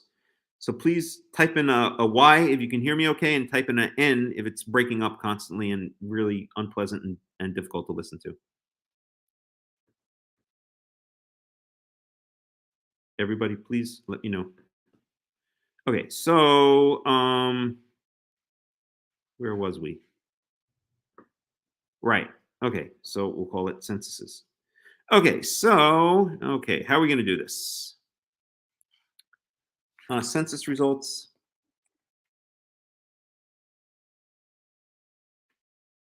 And I guess we could do it like this. All right, let's see here. Okay, let's do the tribes. Okay. Verse. No, we'll do title up here. Wait, 1 second. Let me just think this out. Get rid of all this. We'll do. Okay, we can do it across. Okay. No, let's do it this way. So we'll do census. Okay. Census results. Really, okay. Go over here. All right, let me think about this. How we're going to do this. No, I don't want to do it that way. I want, okay. I don't know. I can't. All right, I'll just do it this way for now. So we'll say Ruvain. And we're just going to list down the numbers, and then maybe we can do some calculations and figure some things out. Okay, so I'll figure out how to organize it later. So for Ruvain, so this is Numbers chapter 1. Okay, Numbers 1. So we have Ruvain, and the result is, and in fact, maybe I can make this a little bit bigger. So Ruvain,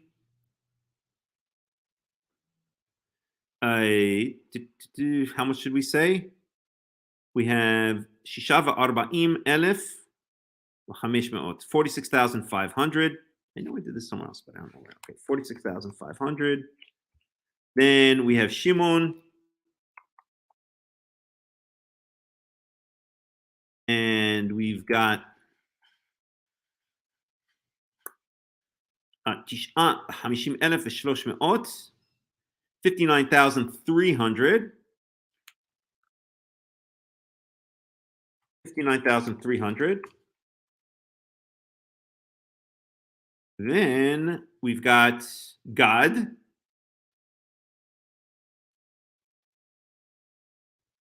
And we have 45,650. 45,650. That's God. God. And then we've got Yehuda right here. 74,600.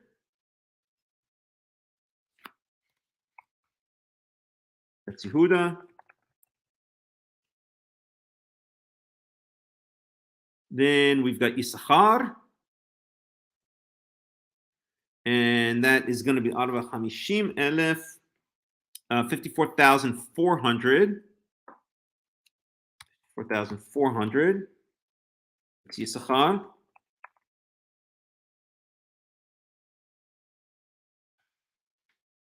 Okay. Then we've got Zivulun. And that's 57,400. Zivulun. Then we've got, oh, my battery's about to go dead. With Yosef. Okay, so now we have Joseph. So we have Ephraim. And Ephraim clocks in at 40,500 is Ephraim. Ephraim.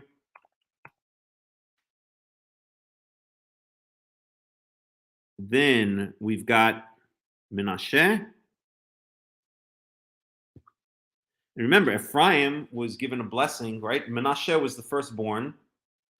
Ephraim was, right? We had the whole crossing of the hands, and again, Jacob on his deathbed.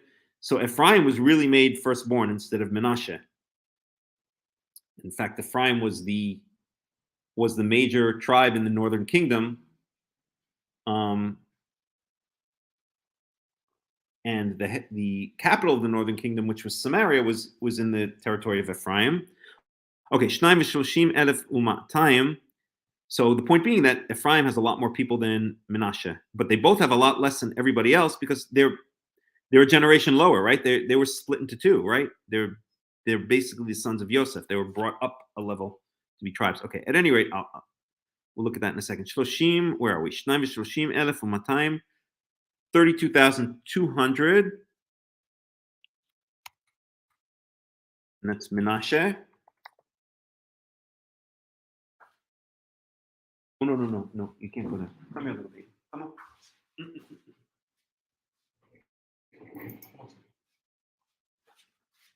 Come here. I'll put you down over here. Go. All right. 32,200 is Menashe. Then we have Binyamin.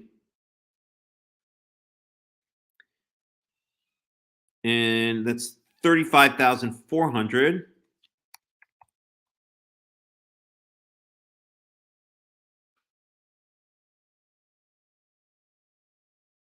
Binyamin.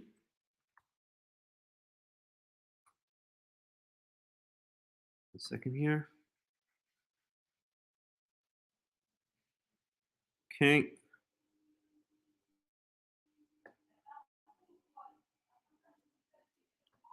That's Binyamin.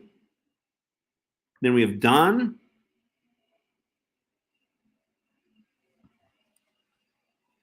62,700. Dan. And then we have Asher.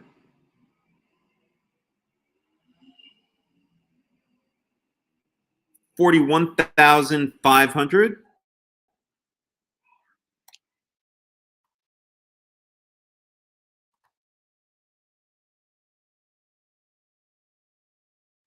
And Naphtali, 53,400. Ali? I think that's it, right? Okay.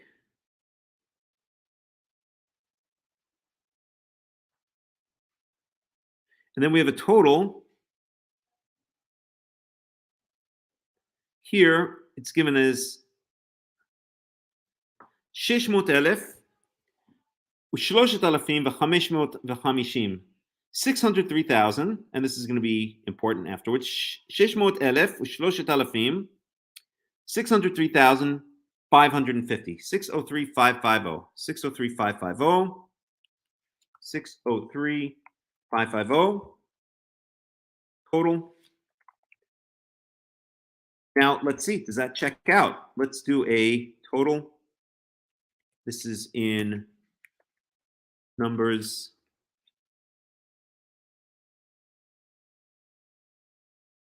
Uh, 146.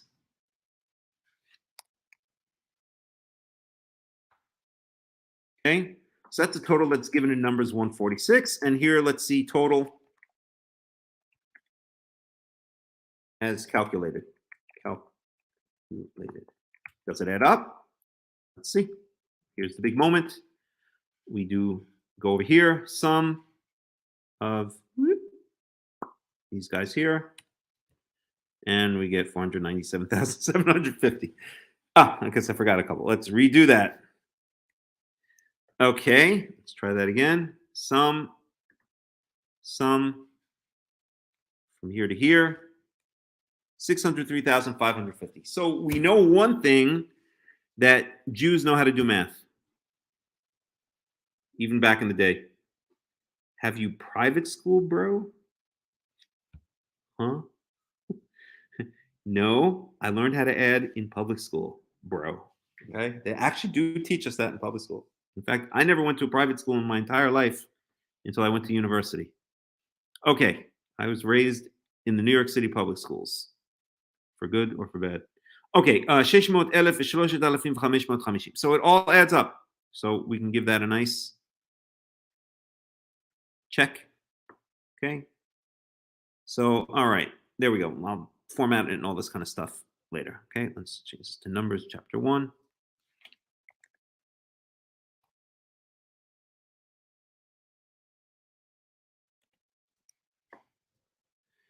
Alrighty, so that's that. Okay, for now. So that's our number, 603,550. I think, what do I have here? Numbers. So this is something else. Census.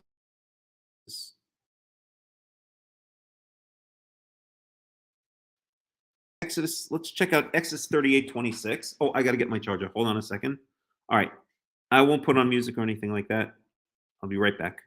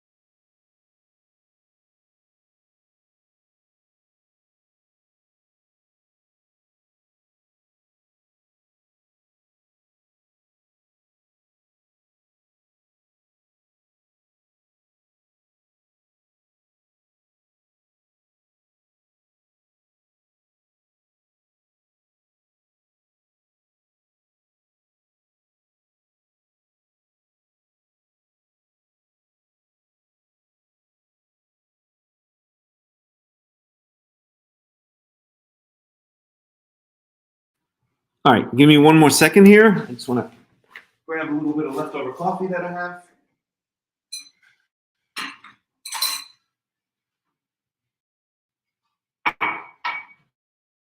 In fact,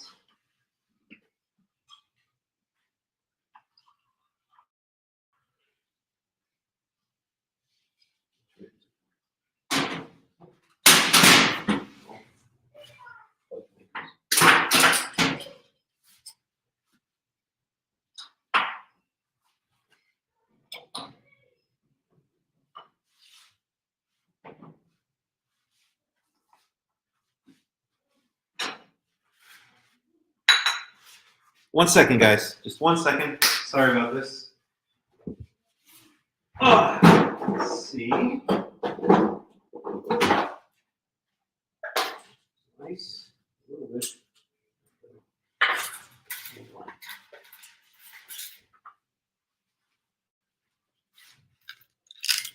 1 second. Nope.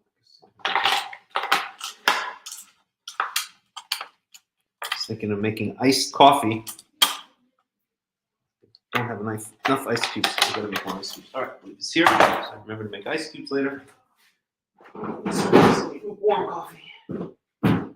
All right. This little bit of cake I have left over. Okay. All righty. We're back. All right. So I'm into very good quality coffee. Like I buy special roast coffee beans, and then I grind my own coffee. I have a hand grinder, and then I have about, let's see, about 6 different ways of making coffee. I've got a regular, just a cheap drip coffee maker. And I've got a French press. I've got a mocha pot. In fact, here, let me show you. I know this is not Torah, but hey, what the heck? Here's the coffee grinder. Okay. French press.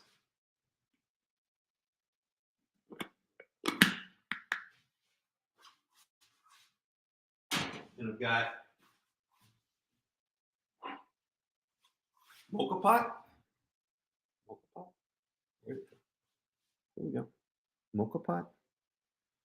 I don't know, is it even showing up in the background? There we go. Mocha pot. I don't know why I'm doing this. At any rate, then I've got an AeroPress, a V60. You guys know what that is? It's a V60. So I'm very into coffee.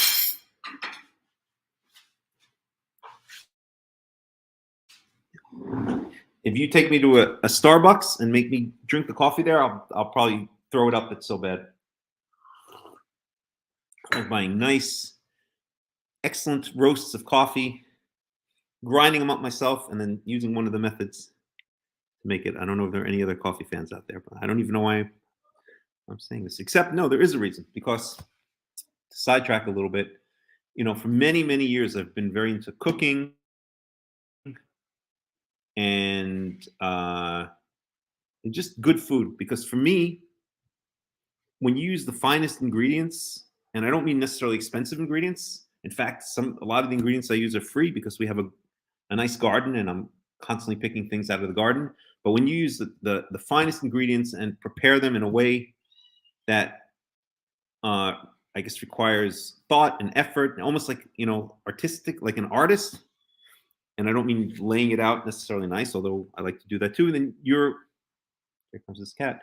Then you're really honoring God in that way, right? You're taking his bounty in the earth and you're doing something special with it, right? If you just sit and like in the morning you have like some crappy cup of coffee and a muffin that you bought at the 7-Eleven or something like that, you know, you're wasting, in a certain sense, the gift. What we're doing in Starbucks. You got me. You got me. Actually, I was having cold brew coffee, which is not as bad as the rest of the Starbucks crap. You're right. You got me. I was in Starbucks. But it's a way to honor God, honestly. Okay, we only have a limited amount that we can eat. By looking at some of the people in the United States, you wouldn't know that, but yes, there's a limited amount of food that we can shove down our throats in a given day, a given week, a given month, in our lifetimes. And I feel like every meal should honor Yahweh. I really mean that. And that was honestly my motivation for getting into cooking. I mean, for many years I've actually wanted to like do some like cooking videos on the Karaite Insights or the World Alliance of Qara'im channel, because I think it's really important. Like you can honor Yahweh through your cooking, through your eating, just by setting the table nice, putting a little flowers on the table. I always set up the table very, very nicely and beautifully. It's like my way of honoring this gift that Yahweh gave us, because he could have just given us like vitamin pellets and said, okay, you need to survive. I'm going to give vitamin pellets, like the manna that the Israelites complained about, right? And but he didn't. He gave us all of these fruits and vegetables and these wonderful ways of preparing things. And you can that's why really okay. Learn how to make good coffee. Yeah. Oh man, that's right. Wow. Now when you were in Colombia, were you near any coffee plantations? Were you able to roasting coffee on your own is not easy. You really need specialized equipment. I've tried to roast coffee on my own in a frying pan. It's always a disaster. It comes out burnt and uneven. But were you near good coffee plantations where they had like roasters nearby where you can get freshly roasted coffee? Because Colombia is one of the centers of coffee production in the world. Colombia, Ethiopia is another one, but now there are a lot of different places. Peru, they have Brazil, Costa Rica, all over South America. But yeah, Colombia is obviously huge. Yes. Oh wow. No kidding. Oh my God. I'm jealous. I am jealous. At any rate. So yeah. So you can really come here, little kitty. You can really honor God that way. And one of the things when I cook, I'm always using tons of spices. I've got about, I'd say, 35 different spices in the cabinet over there. And I've always for years now, for decades, I've been very into spices, right? So I don't like to use the word expert, but I'm knowledgeable in the different spices, where they come from, how to use them. Oh yeah, I guess. Yes, long lost brothers. So I don't know. Here, let's see. We have a couple of spices. I don't know. What do I have here? It doesn't matter. A lot of the usual ones, and then maybe some more unusual ones. But I've always been very into spices on it. And when I cook, no, we're not messianic, not even close. Yes, harissa is actually not a spice. Ariella, it's a spice mix, and it is. I'm trying to remember what's in it exactly in harissa. So harissa is basically the spice mix of Tunisia, and we were in Tunisia in 2018, where I think I've spoken about that a lot. Where we saw the ruins of Carthage. That was amazing. If anybody ever gets a chance to go to Tunisia, go. It's really an interesting place, and everything is served with harissa, harissa, harissa, harissa. Everywhere you go, you can't even have a dessert without them serving it with harissa. I'm exaggerating, but yes, I like harissa. But it's actually it's a spice mix. There are a couple of famous spice mixes, and harissa is one of them. Let's look it up. Obviously, it's different types of chili peppers. Let's see here. So harissa is a hot chili pepper paste native to the Maghreb. The Maghreb basically means North Africa.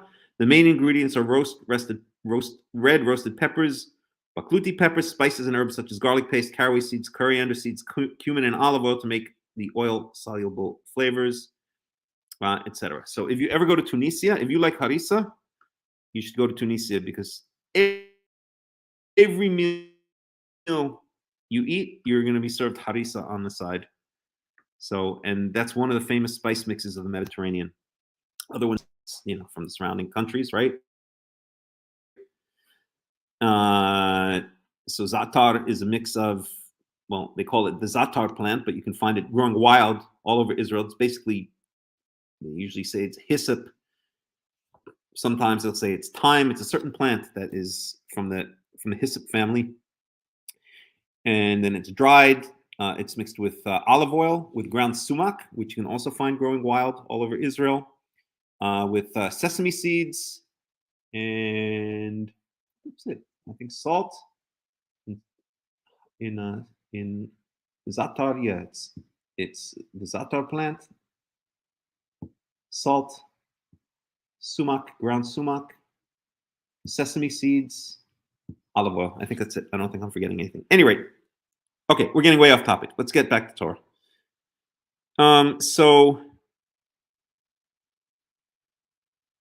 Right. Okay, so yeah, we did our counts and it all checked out.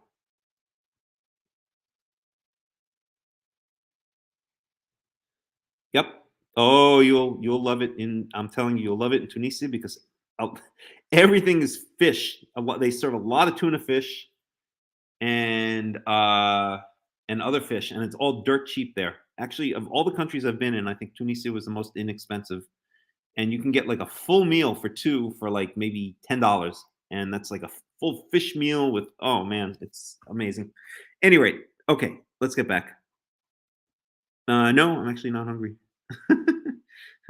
But okay, okay, so we did a check on the numbers and it all checked out, right? Oh yes, we're going to look at Exodus 38:26. Let's take a look at Exodus 38:26.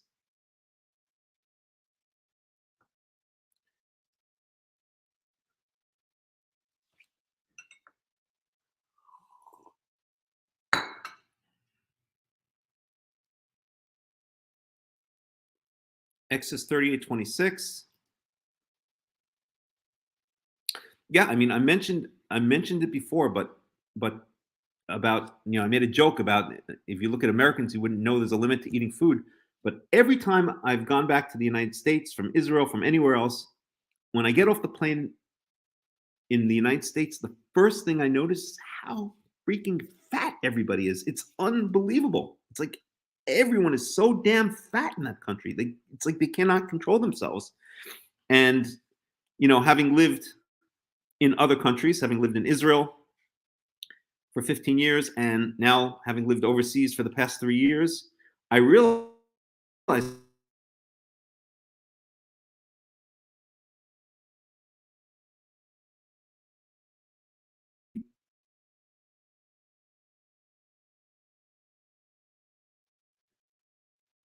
where I am, if you sit down and you have a meal, you get a normal portion size, like enough to keep you full, to make you full.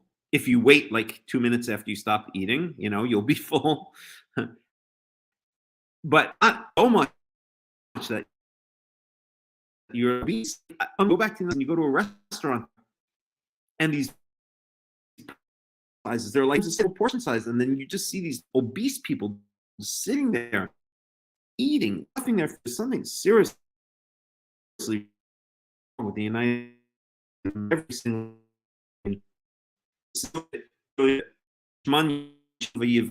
the famous line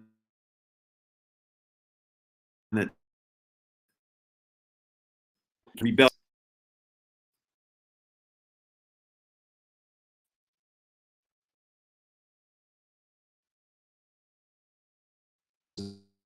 It's and whatever. I mean, it's very sad. Anywho, okay. America's finished. I mean, just get the hell out. If you're there, get out while you still can. It's finished. It's gonna go down in flames. It really is. It's very sad. It was such a great country when I was a kid. But even when I was a kid, I noticed something was off. Something just didn't make sense. It seemed like something was already getting weird back in the 80s stuff. Okay, I think I'm having connection problems. Let me try something. Oh, try this. All right, I'm going to try to switch networks. And let's see if it's any better.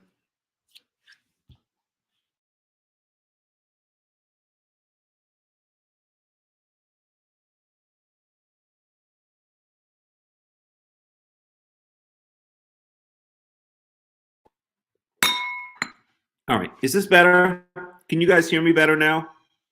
Can somebody let me know if it's better now or worse? I switched networks to something else. Somebody let me know, please. Just type in yes if it's better and N if it's not better. Anybody? Anywho.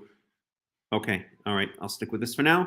All right. So, yeah, we were going to check out Exodus 38:26. So let's just look at the English here for a second, just to make it flow a little bit more quickly. Exodus 38:26.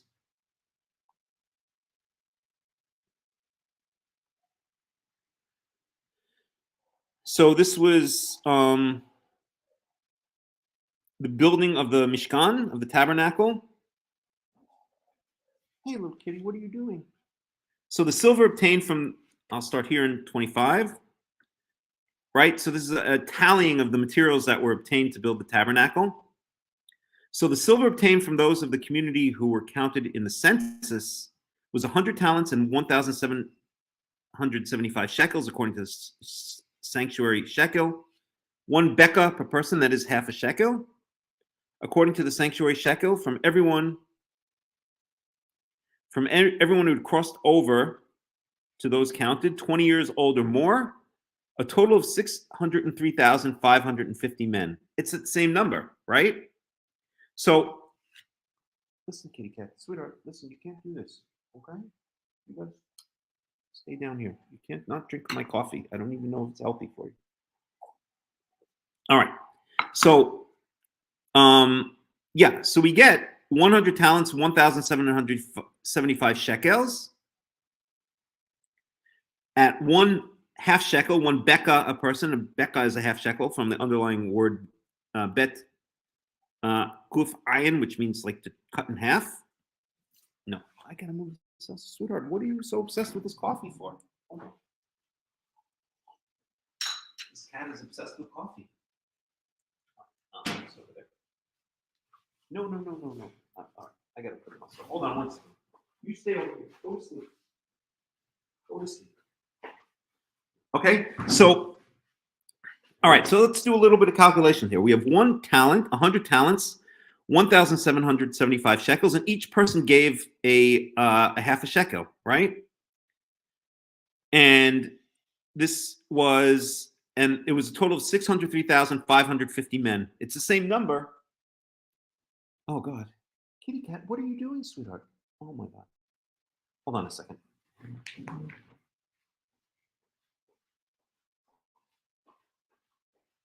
Well, I can't. You gotta keep the cat for a while. You gotta be crazy. You're talking about here. No, you got it. You figure it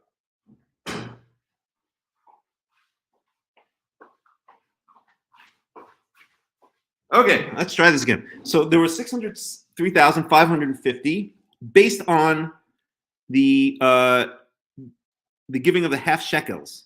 Okay. And we can talk about the half shekel in a second. But what we have is 100 talents. There's a footnote here, J. Okay.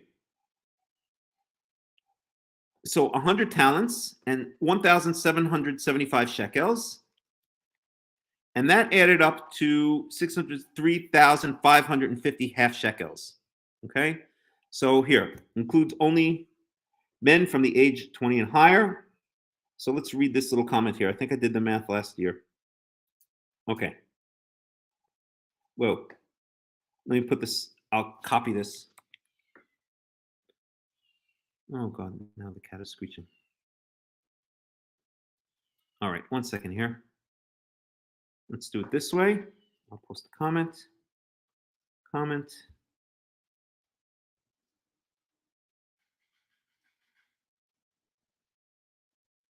Okay, let's see if I can bring this up. Okay, so this means that 301,775 shekels were collected.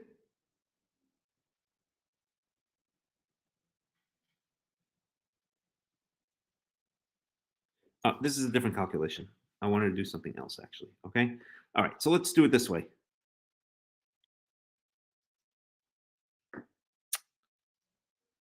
All right. So we have 603,550 men. Okay. The silver obtained. This is Exodus 38:25.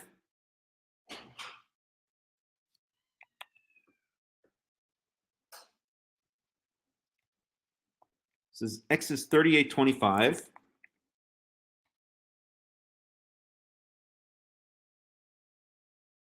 Yeah. I don't know.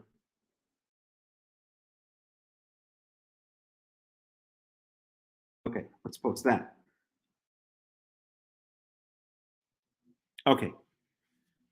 So the silver obtained from those of the community who were counted in the census were 100 talents and 1,775 shekels. And then we see that there were 603,550 men who gave a half shekel.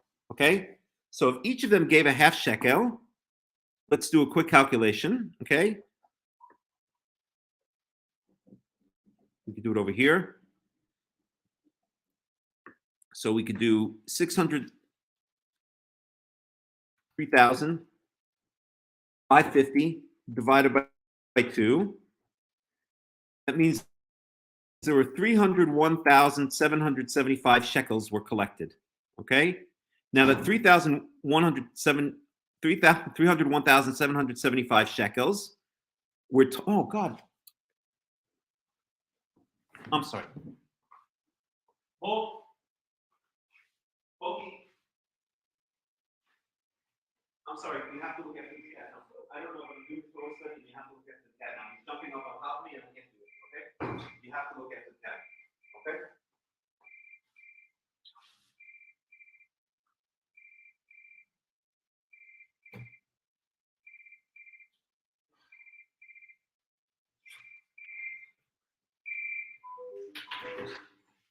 Okay, the cat cannot be in there. Okay, you have to look after that cat now. So I'm in the middle of the Torah study now. It's really becoming distracting. Okay, all right. So then we're told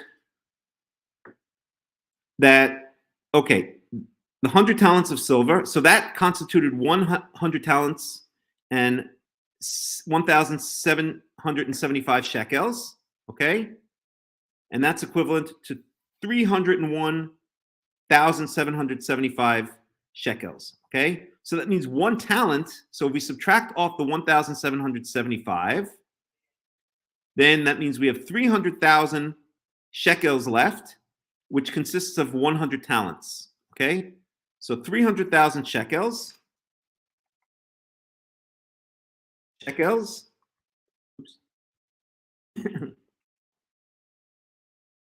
300,000 shekels equals 1,000 talents. Okay, that means, okay, and I'll erase this afterwards. I'm just doing this for quick calculation.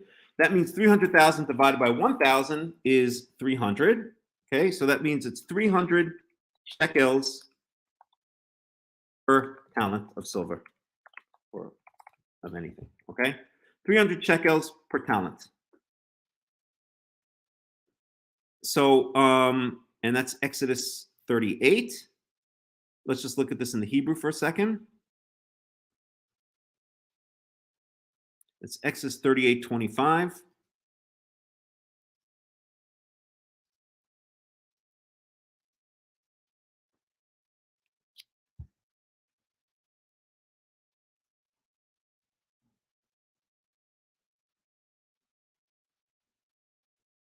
So Exodus 38:25. Why is it giving me problems? Okay, we'll use this one. Exodus 38:25.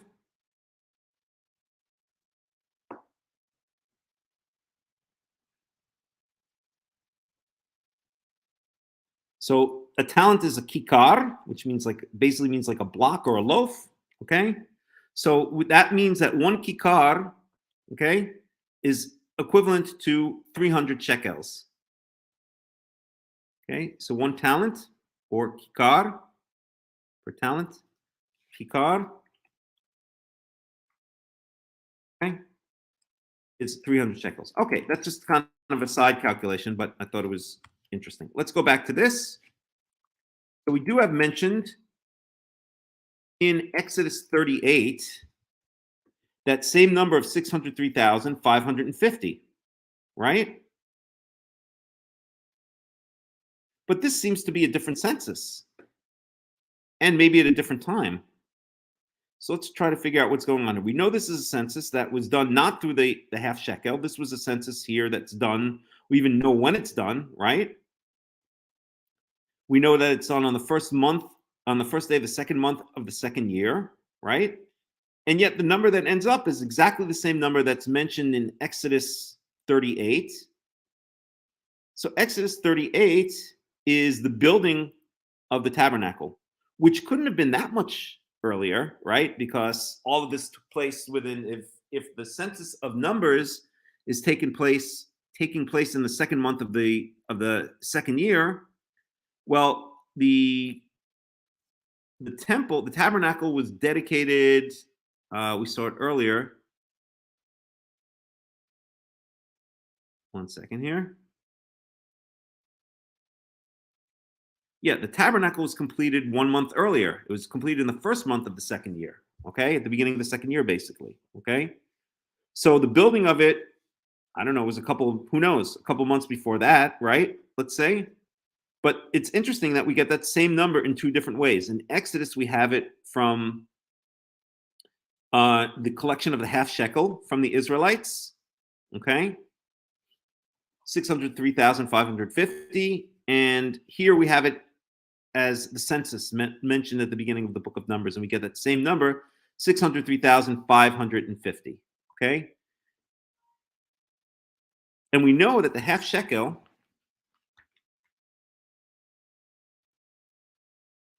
was a tax that was given, right? So the half shekel is mentioned. I wish my friend Ruvain Prager were here. That was his expertise. But the half shekel, no.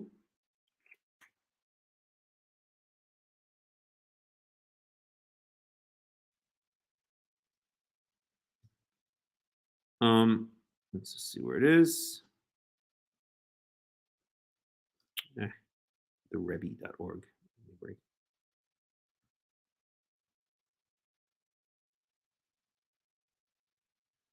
Shekel. Oh God, where is it again? Exodus 30. So let's look for a second at Exodus 30.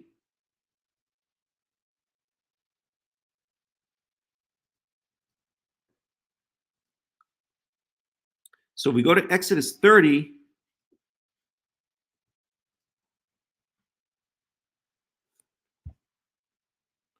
And I'll just read this, okay?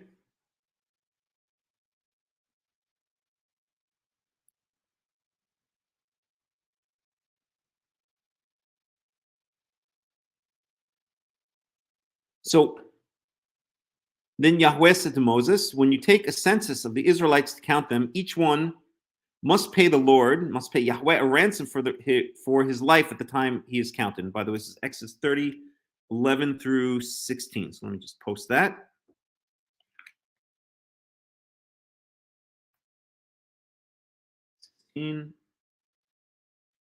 F. Shekel. I would be remiss in talking about the half shekel if I didn't mention my good friend who unfortunately recently died, Ruvain Prager. That was his life was dedicated to this issue of the half shekel. So hope you're having a good one up there in heaven, Ruvain. He was a good guy. He really was a good guy.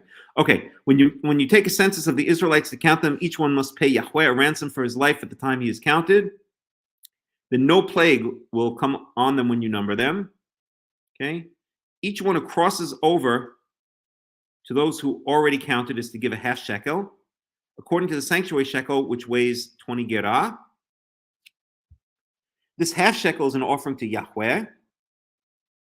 All who cross over, and that means like you cross under the rod, like when you count animals, all who cross over, those 20 years older or more, are to give an offering to Yahweh. The rich are not to give more than a half shekel, and the poor are not to give less than a half shekel when you make the offering to Yahweh to atone for your lives. Receive the atonement money from the Israelites and use it for the service of the tent of meeting. It will be memorial for the Israelites before Yahweh, making atonement for your lives, right? So here we have the original commandment in Exodus 30 that when Israelites are counted, they do it by giving a half shekel. Then we have the fulfillment of that in Exodus 38, right? That's Exodus 38, 25 to 28.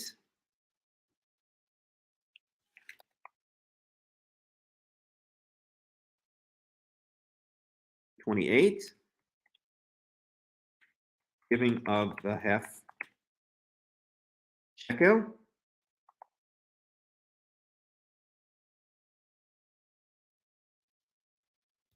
Okay.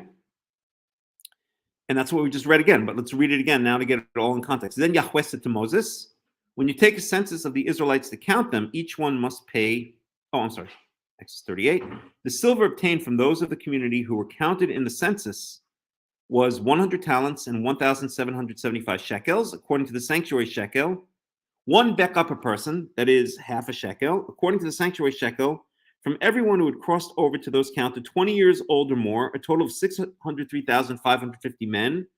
The 100 talents of silver were used to cast the bases for the sanctuary and for the curtain, 100 bases from the 100 talents, 1 talent for each base. They used the 1,775 shekels to make the hooks for the posts, to overlay the tops of the posts, and to make their bands. Right? So this is the fulfillment in Exodus 38. We have the fulfillment of Exodus 30.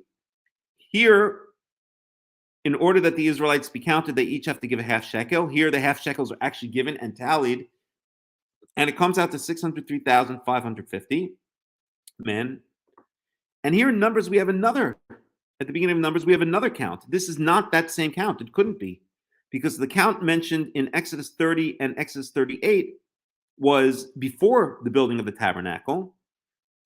We know that the tabernacle was completed in the beginning of the second year, the first day or the first month of the second year. That's in Exodus 40. Let's even look at that.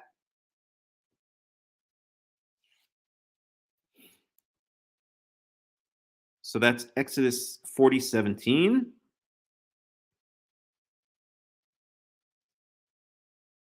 Right, the last chapter of the book of Exodus. So the tabernacle was set up on the first day of the first month in the second year. Okay? So if we work our way backwards, in the narrative. Exodus 30.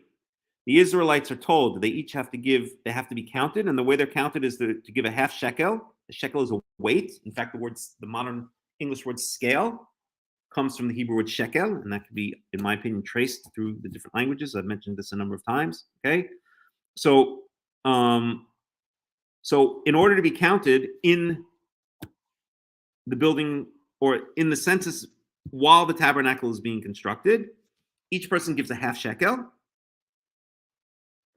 Each person has to give a half shekel. That's done in Exodus 38. It's tallied, right? And so the number of men counted are 603,550. And then in Exodus 40, the tabernacle is set up on the first day of the first month in the second year. Now in the beginning of Numbers, we have another census, and we know it's not the same census. How do we know? Because it says explicitly here that this takes place on the first day of the second month of the second year, right? So the tabernacle was already set up on the first day of the first month of the second year. Here, maybe I should put this in the English.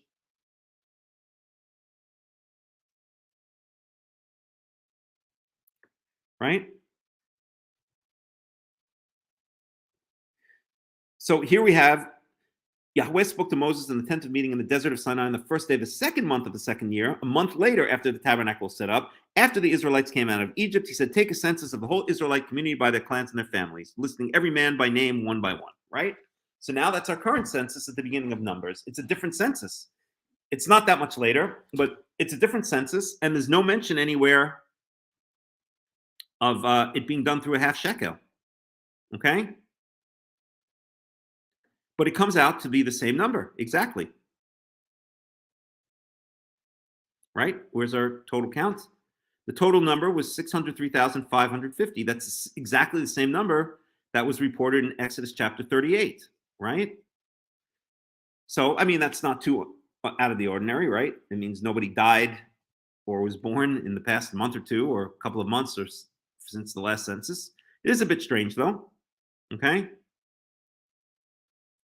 But we see it's two different censuses. Here, this is a census conducted by giving a half shekel. Each man gives a half shekel.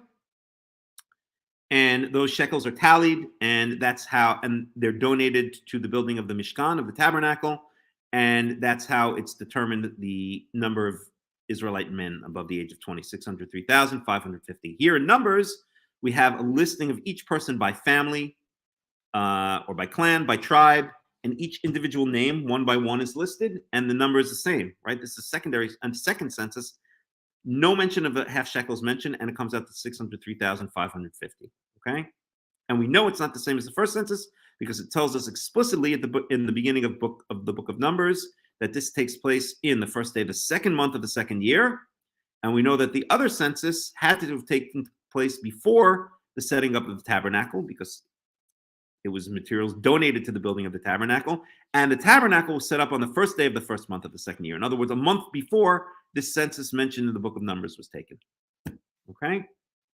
So any questions, any comments at this point?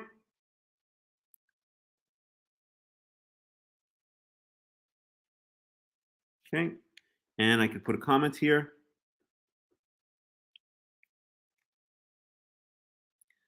Let's see how we're going to do this. Okay, we'll do this Numbers chapter 1. Tribes. Numbers chapter 1. This one, I think is clear enough. Okay, and comments.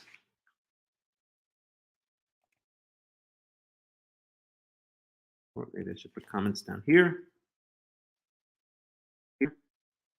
Comments.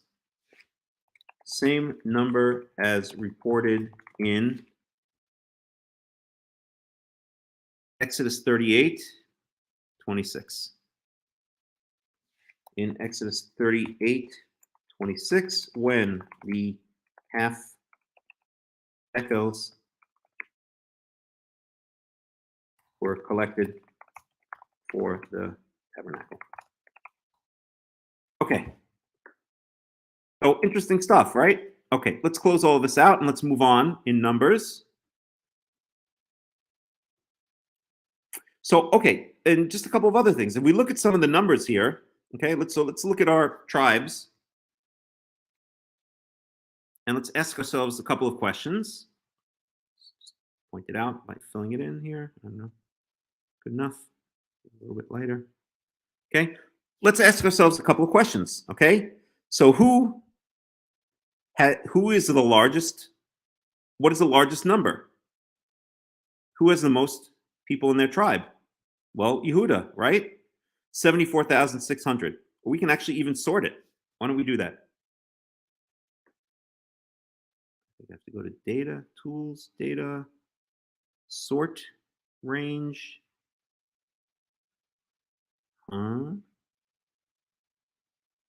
Sort range by column? No.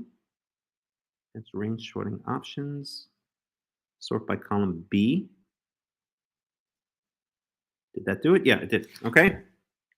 So, and we can undo it and redo it. Okay.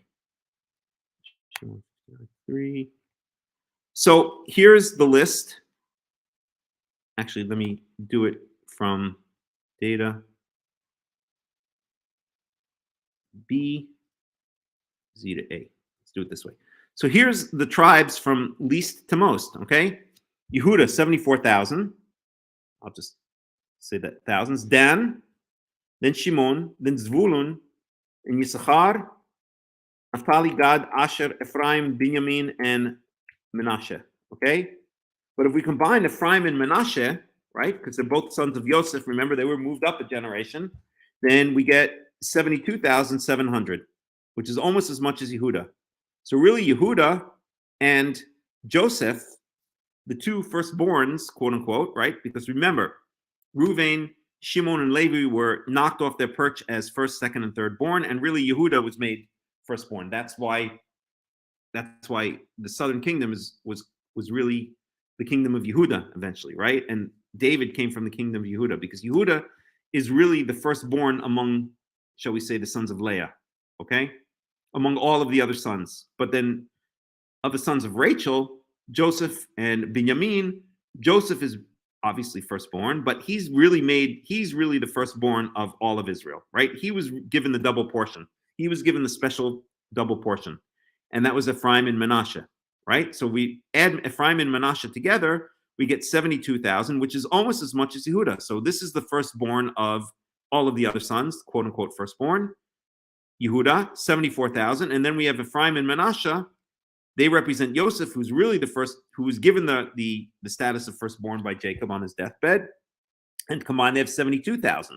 Okay? So it turns out that those who were given the blessing of the firstborn have the highest number in their tribes. Okay?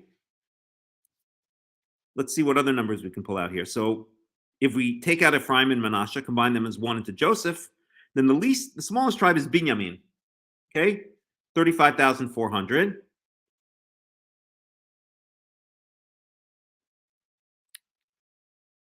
And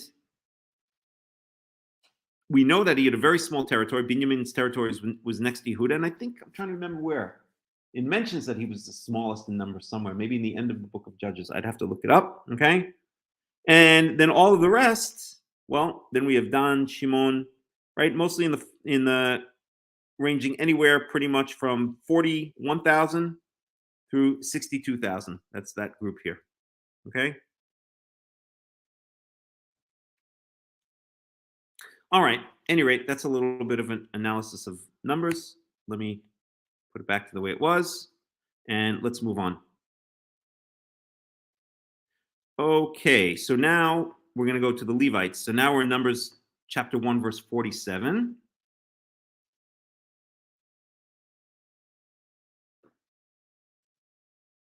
Let's go back to the Hebrew.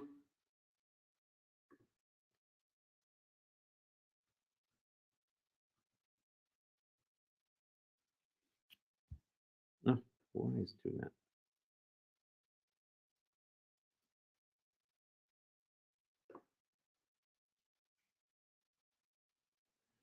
Okay, so Numbers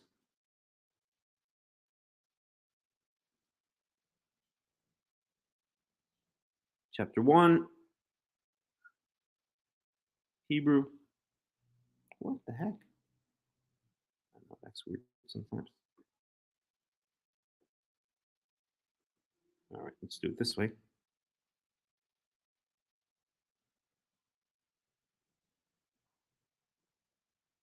Oh, what the heck is going on here?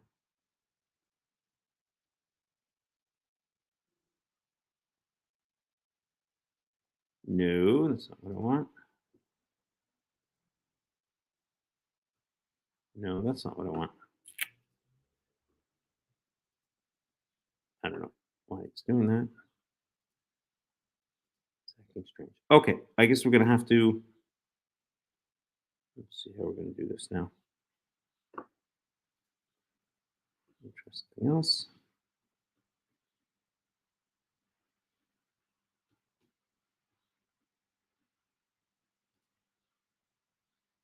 Okay, good.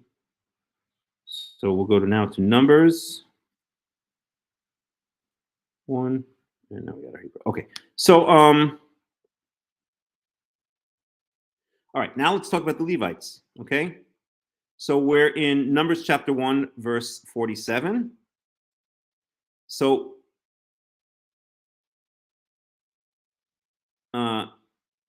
so this is the Levites. Let me just post where we are. Numbers 147 through 54.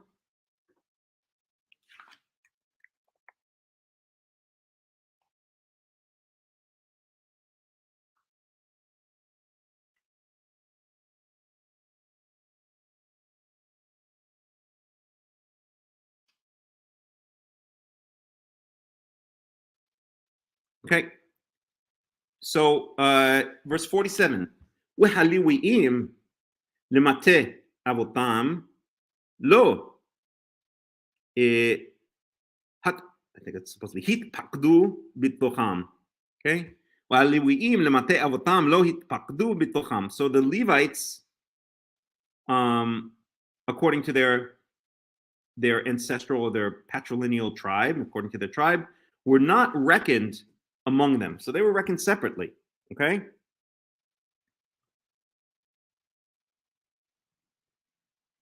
Well, in a certain sense, we'll talk about it.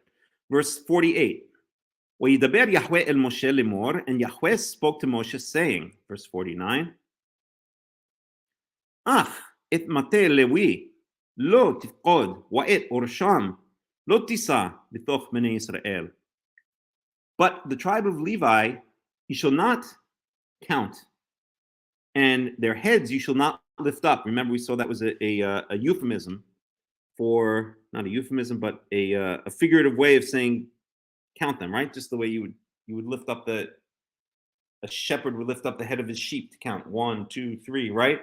So you shall not lift up their heads. In other words, you shall not take accounting of them, b'toch bnei Israel, among the children of Israel. Verse 50. Ve'ata haked et haliwiim al mishkan ha'edut. So now, and you, Afked, lafkid means to, it's from that same verb, code, so it might be a play on words, but in this case it means something different. It means to put them in charge of. In fact, I'm wondering how Robert Alter would translate that one. So that's 150. And I wonder if he has a comment about it, because it's the same underlying root that we saw before, pakad. So he does something interesting. Make the Levites reckon with the tabernacle of the covenant. And let's see what his comment is on that one. I'm sure he's going to mention that it's that same underlying root, pakad. So the obvious sense of the verb is to appoint or to install, but the Hebrew puns on the term pakad, right? Exactly what we were just saying right now. Used for the census, recasting it here in the he feel or causative conjugation. You are not to reckon the Levites, but instead you must make them reckon with the tabernacle, confer upon them the responsibility of its maintenance. The emphasis on the central role of the Levites will continue through much of the book of Numbers. So right, we see here,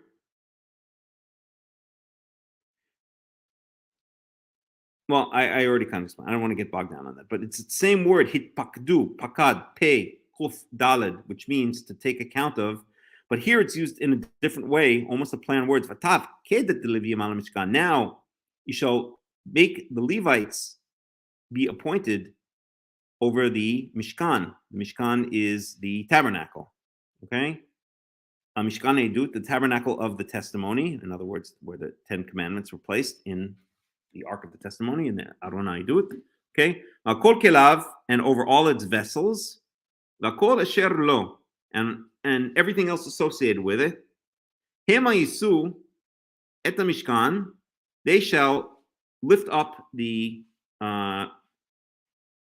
tabernacle, meaning they shall carry it from place to place. Okay, literally they shall carry, I guess would be a better translation. They called Kelav and all of its vessels, Vehem Yishartuhu, and they shall serve in it or serve it. Translated as attend to it. Usaviv lemishkan yahanu, and they shall camp around the tabernacle, and we'll see that when we get to the description of how the Israelites were camped. Okay, or in fact, we can look at that right now. Okay.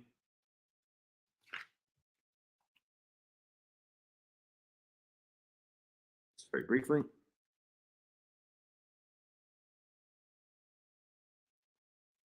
So this is the way, and we'll see this later in the book of Numbers, that the Israelites were encamped around the tabernacle. And we see in the center here, well, in the center is the tabernacle, but right around the tabernacle, these are the Levitical clans. Okay? So here we have Moses and the Kohanim, then we have the Merari, the Gershoni, and the Kahati. These were the three sons of of Aaron. Okay, Merar, Gershon, and Kohat. Okay, and Moses was descended from Kohat. Moses and Aaron were descended from the clan of Kohat, but the Kohanim are who are descended. Aaron and his descendants are obviously separate, right? They're actually carrying out the service in the temple, and then the other Levitical clans, okay, the Merari, the Gershoni, and the Kahati, they're responsible for all of the other maintenance and carrying the tabernacle and its vessels, as we see here. Okay. Verse 51. Ubin soah hamishkan yoridu oto haliwiim ubahanot hamishkan yaqimu oto haliwiim wehazar haqarev yumath. So when the tabernacle travels, right? Remember, the tabernacle is a tent; it's moving from place to place. The Levites shall break it apart, shall bring it down, break it down. Bachanot mishkan, and when the tabernacle parks or camps, yakimoto aleviim, the Levites shall assemble it. Wahazar akarev yumat, and any stranger, meaning anyone who's not a Levite, okay. And this word zar is often used to denote someone who's not a Kohen or not a Levite. So literally the stranger, but it means anyone who's not a Levite. Hakarev yumat. And someone who's not a Levite who approaches it, meaning who tries to carry out any of these tasks, shall be put to death, right? Because the Levites were there, that was their expertise. And remember, in order to deal with anything related to the Mishkan, you had to be in a state of purity, right? And we know that the priests and the Levites, that was their area of expertise, the temple service, right? Which included all of the laws that we saw in the book of Leviticus for purity, what's called purity and states of purity and impurity, right? Cleanliness and uncleanliness. Okay. So, verse 53. And the Levites shall camp around, in a circle around the tabernacle, the tabernacle of the testimony, meaning the tabernacle in which is the testimony. Ha'idut is the two tablets, the 10 commandments, right? Which is in the Aron, which is in the Ark, right? You guys remember Indiana Jones? Isn't a new Indiana Jones coming out or something like that? So Mishkan Ha'idut, so literally the tabernacle of the testimony. So in order that there will not be anger, or even more than anger, a breaking out, wrath, they translate this here, that's a good one, upon the congregation of Israel. And the Levi'im, and we're going to switch over now to the new moon observation in a second. And the Levites shall keep the guard or the watch over the tabernacle of the tablets of the testimony, or the tabernacle of the testimony. Okay, so basically it's the Levites. So now we get the role of the rest of the Levites. Okay, so we know the role of the Kohen Gadol and the other Kohanim, right? That was basically clear from Leviticus. But now we're being told that the rest of the tribe of Levites, and we're going to get a breakdown of this specifically, they're responsible for every other, bit of assistance required to assemble, to take apart, and perhaps even to maintain the tabernacle. Okay, verse 54. And the children of Israel did all according to what Yahweh had commanded Moshe, so they did. Okay.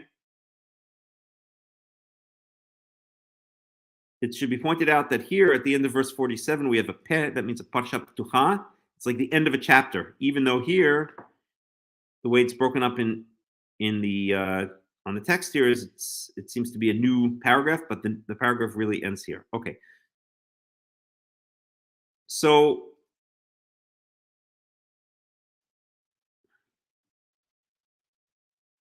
then we get into the order of the camps. and then we're going to get into very specifically the duties of each of those clans, and then we're going to get into the firstborn sons redeemed. And I know that Ariella had a question about this, so maybe we'll skip to this directly because it is already getting late. But first, what I'd like to do is switch our attention over to the new moon. And if anybody is in Israel, then please go out and see if you can see the new moon. The new moon is visible, was visible from 7:26 p.m. and will be visible until 8:30 p.m. in the land of Israel. And I'm going to right now. So first of all, I think Ariella, if you're still here, I'm not sure if you are, and I don't know if you can go out and view the new moon. If you and or Ben can, because I know you're still having some problems with your leg. But if you're here and you can, please do. And if you just give me a second.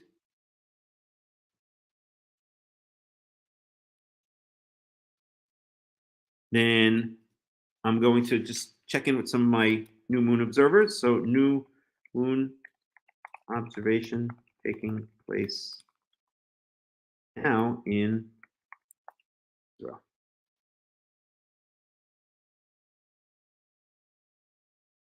So let's just switch our attention to that for a second.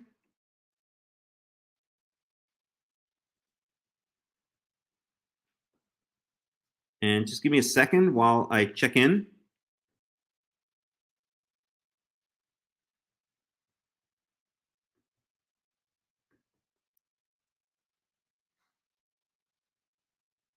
One second here.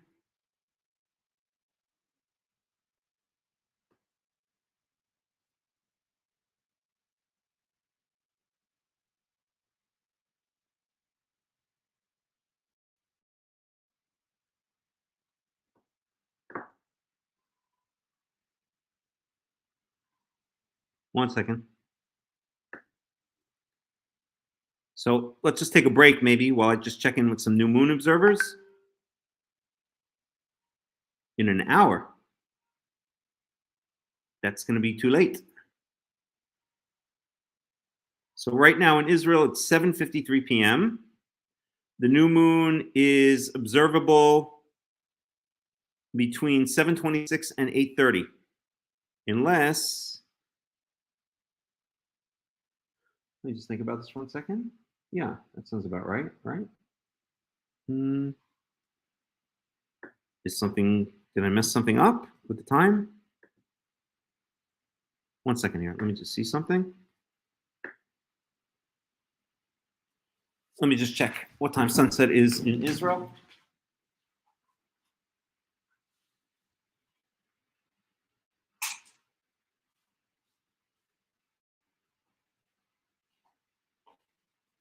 One second.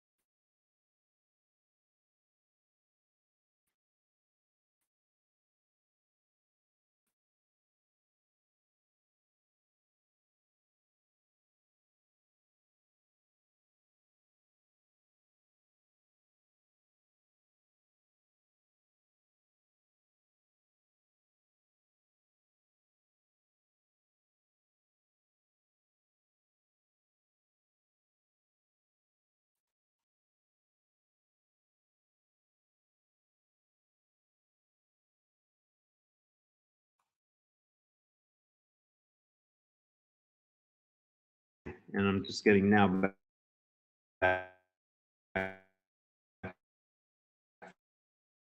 from Ariella and Ben.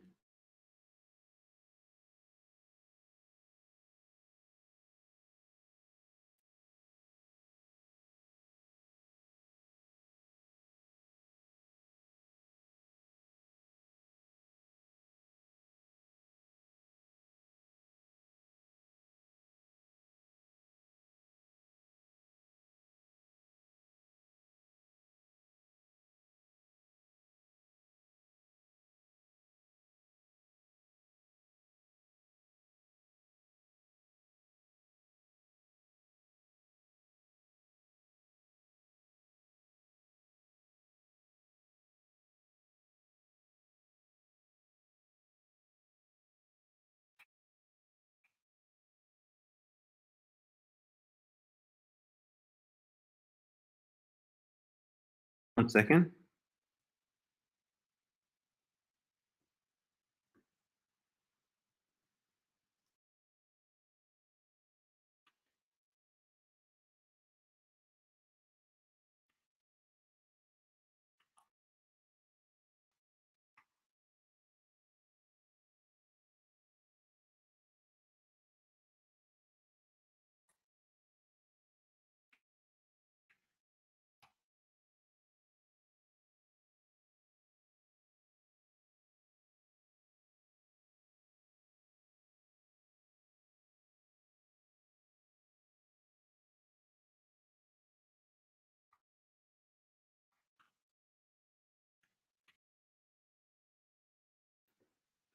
So let me.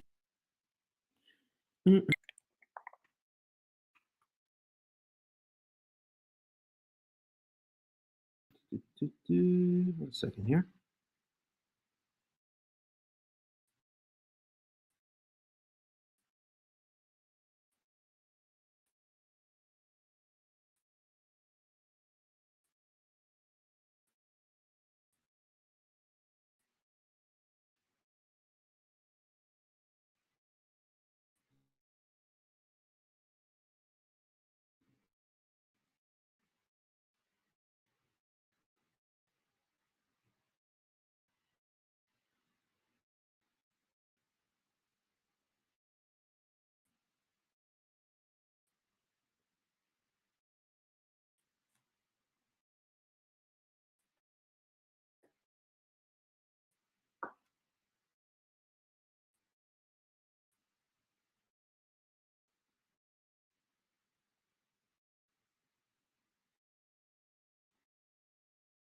And that's on.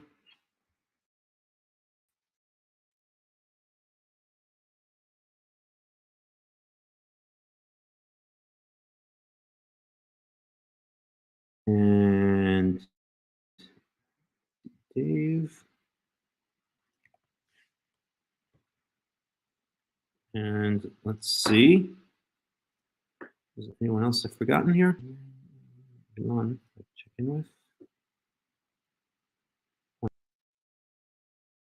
And let me just call Bruce. 1 second.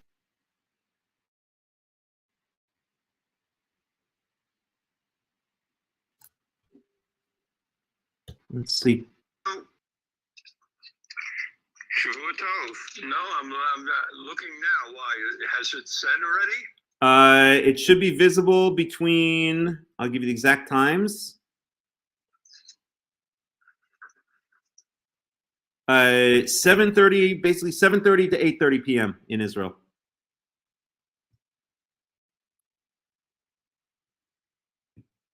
Is when it should be visible. Oops. Reconnecting. Hello? I don't know what happened. Okay.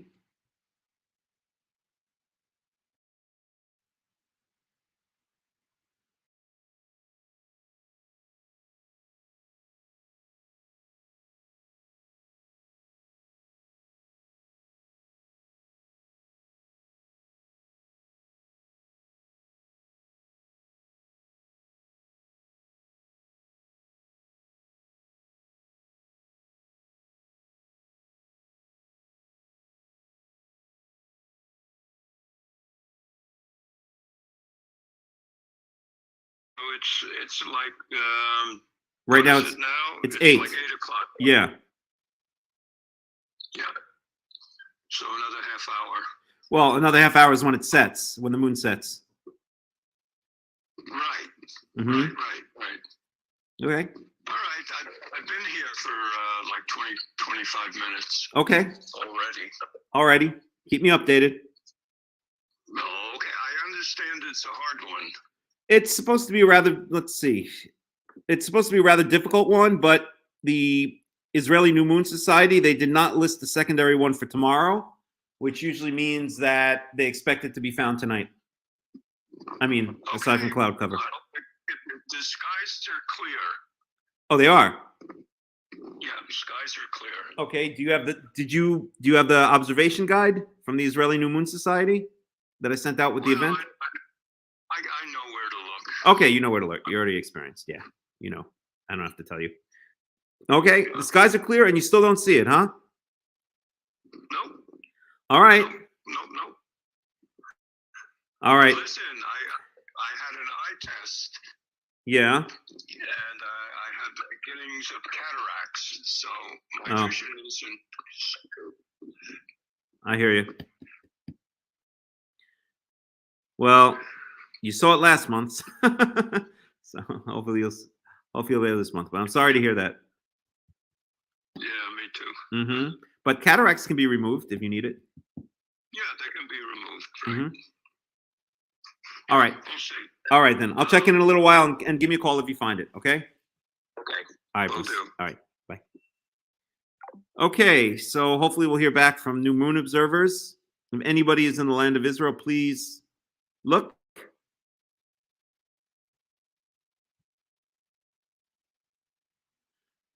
And we'll see if we can see it. Okay. Let's get back to our Torah study. We'll go for maybe another half an hour, something like that. And now we're going to talk about, I'm going to skip ahead a little bit. So I'm going to skip ahead to Numbers 3.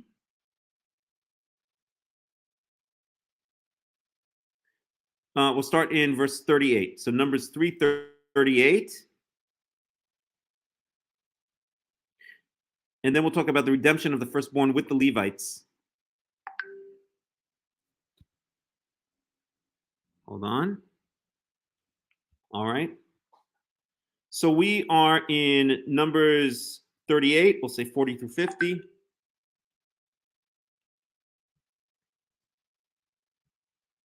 One second.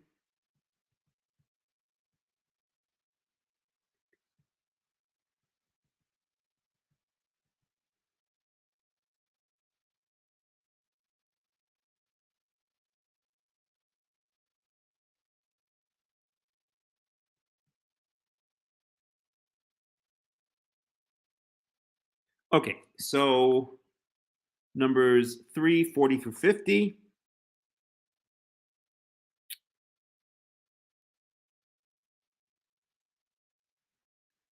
So let me post that.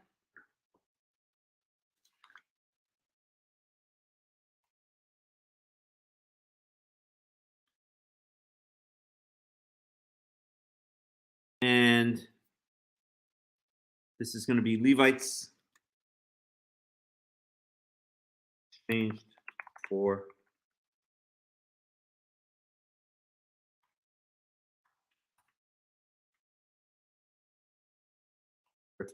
okay.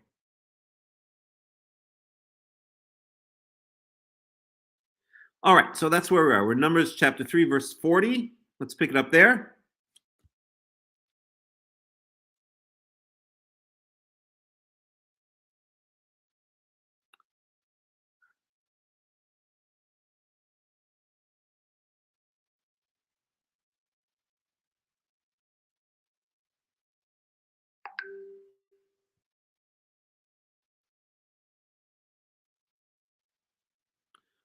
Okay, in verse 40, so we have Wayomer Yahweh el Moshe. Oh, I'm sorry, I wanted to go back to 38. Wachonim lifnei ha-mishkan kedma lifnei ohel moed mizraha. So camping, so this is, we have the setup of the various camps. Now we're speaking about the Levitical camps close to we said it's closest to the Mishkan because they're guarding, protecting, and serving, dealing with the Mishkan. So this is the last one. V'chonim lifnei Mishkan kedma. So camping before, in front of the Mishkan to the east.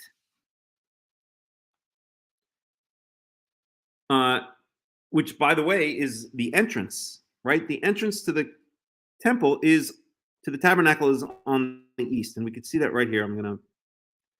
If you see here in this picture,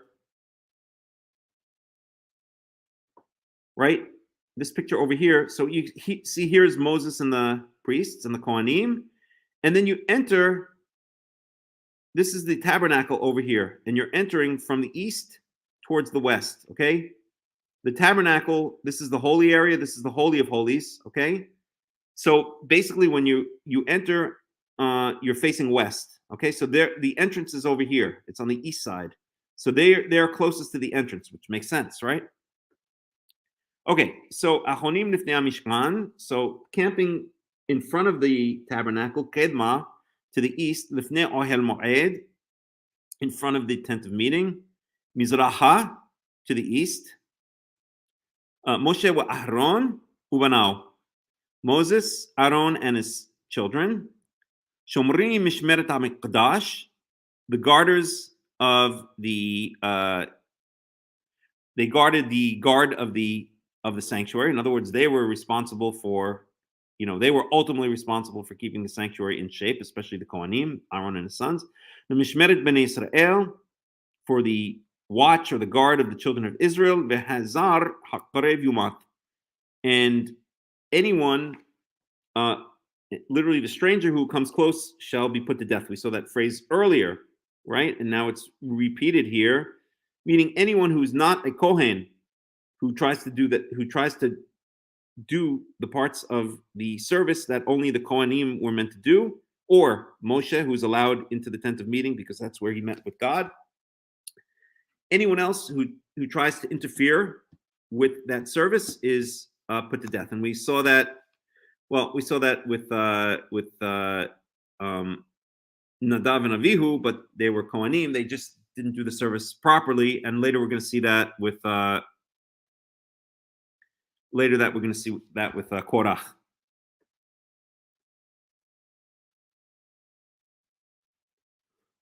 And his band. Okay, verse 3. Well, they were Levites too. Okay, Kol Pikudei HaLewiim, Asher Pakad Moshe וأהרון על פי יהוה למשפחות כל זכר מבין חודש ומעלה 22,000. So all of the counts of the Levites, Asher Pakad Moshe וأהרון, and by the way, we see here erasure marks over the word Aharon. That's nothing mystical there. Those are signs to scribes that in whatever original manuscript that was being taken from, I assume the Leningrad Codex, that it needed to be corrected. That word needed to be erased and corrected or redone. So all of the count, the reckoning of the Levites, whom Moshe and Aaron had counted, had reckoned, al pi Yahweh, according by the command of Yahweh, the mishpachotam, according to their clans, kol zachar mi ben chodesh u'ma'ala, all males from the age of 1 month and older. And we know that the pidyon ben occurs at the age of 1 month. We'll talk about that in a second. 22,000. Okay, so the Levites were counted at 22,000. Maybe we should add that.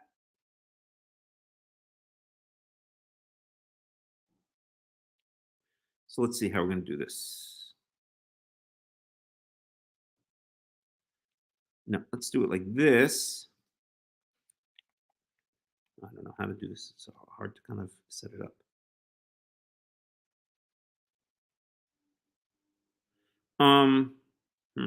Let's see how we're going to do this. Let's do it like this. So we'll do numbers 1 here.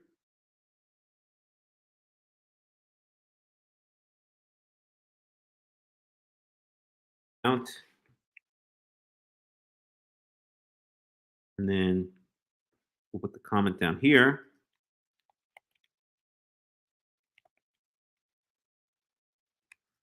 We'll do like this. And then we'll wrap it around. Okay. I'll combine these together. Word cells, and then format, wrapping, wrap. Okay, perfect. So now we have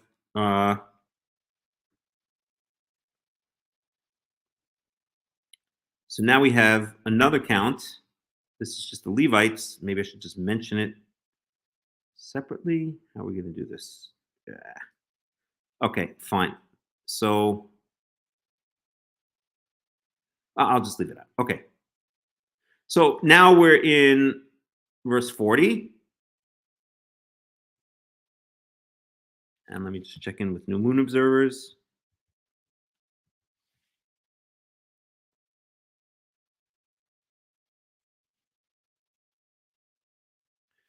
Okay, verse 40.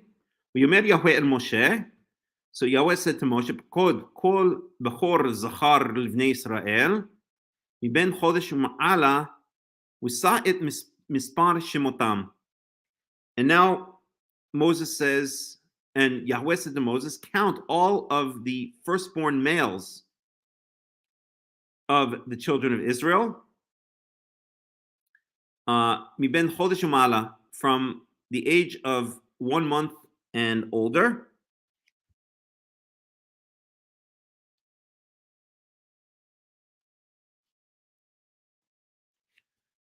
And raise up the number of their names. Okay, so now we're counting, we have 2 counts here. Here we're counting all of the Levites, or it was counted the number of Levites from the age of 1 month and older, and that was 22,000. And now we're doing a count of all the firstborn males. Okay.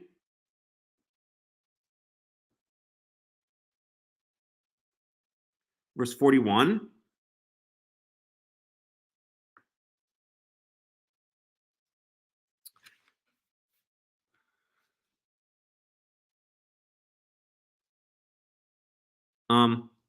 With lakachta et halewiim li, and you shall take the Levites for me. Ani Yahweh, tachat kol bechor bivnei Yisrael. Take the Levites for me in place of all of the firstborn among the children of Israel. With behemat lewiim tachat kol bechor behemat bnei Israel, and the animals, the domesticated animals of the Levites, in place of every firstborn among the animals of the children of Israel. So there's going to be an exchange here, okay? The Levites are going to be taken to God instead of the firstborn. That should immediately remind us of Exodus chapter 13.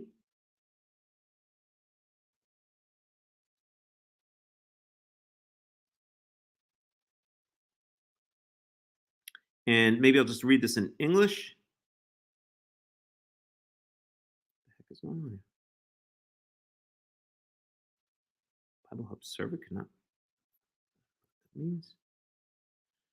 Okay, so the menus are not working. Weird. Let's see here.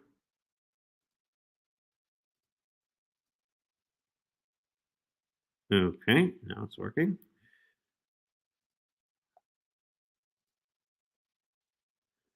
Okay, so let's switch over to English for a second. So this is Exodus chapter 13. And I'll just read the English. Yahweh said to Moses, consecrate to me every firstborn male. The first offspring of every womb among the Israelites belongs to me, whether human or animal. Then Moses said to the people, and by the way, this is right after the Exodus from Egypt. Okay, so the firstborn among the Egyptians were killed, right? And so now, in place of that, in a certain sense, all of the firstborn belong to God. Okay? Then Moses said to the people, commemorate this day, the day you came out of Egypt, out of the land of slavery, because Yahweh brought you out of it with a mighty hand. We can skip ahead here. But this is about eating unleavened bread for 7 days. And we'll pick it up in Exodus chapter 13, verse 11. After Yahweh brings you into the land of the Canaanites and gives it to you, as he promised on oath to you and your ancestors. Verse 12. You are to give over to Yahweh the first offspring of every womb. All the firstborn males of your livestock belong to Yahweh. Redeem with a lamb every firstborn donkey, but if you do not redeem it, break its neck. Redeem every firstborn among your sons. So basically, the firstborn of the livestock are dedicated to Yahweh. The sons are not dedicated to Yahweh, they're redeemed. Okay? So if we see here, redeem with a lamb every firstborn donkey. So if you have a firstborn donkey, you can't dedicate that to Yahweh because it's not a kosher animal. So it's redeemed with a lamb. Okay? 1 second. So instead of the donkey being dedicated to Yahweh, a lamb in its place is dedicated to Yahweh because it's a kosher animal, right? It's a clean animal. It can be dedicated to Yahweh. Okay? Now, human beings cannot be dedicated to Yahweh as a sacrifice or anything else, so they're redeemed. Okay?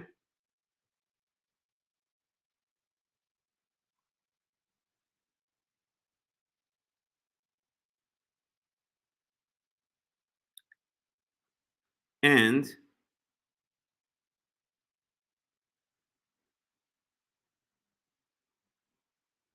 let me just see one thing here.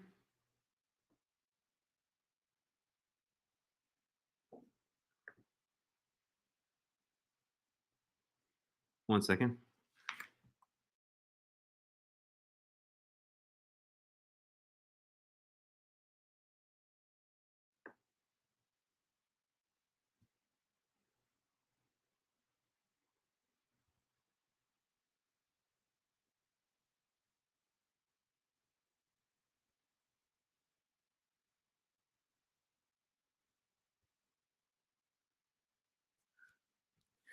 So we're going to get to later on in Numbers 18.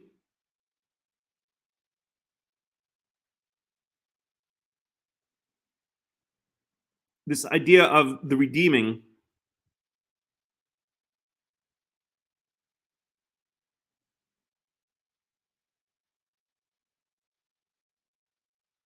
And just 1 second here.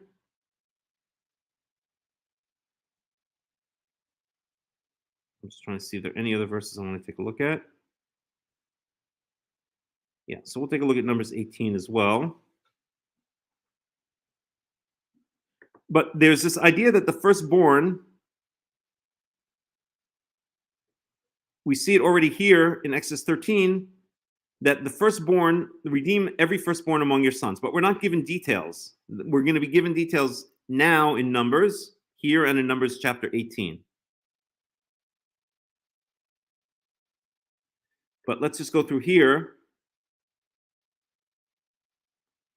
So verse 42, ויפקוד משה כאשר ציווה יחווה אותו את כל בכור בני ישראל. So Moshe, I'll just paraphrase. No, I'll translate word for word. Moshe tallied, or Moshe reckoned, as Yahweh had commanded him, all of the firstborn among the children of Israel.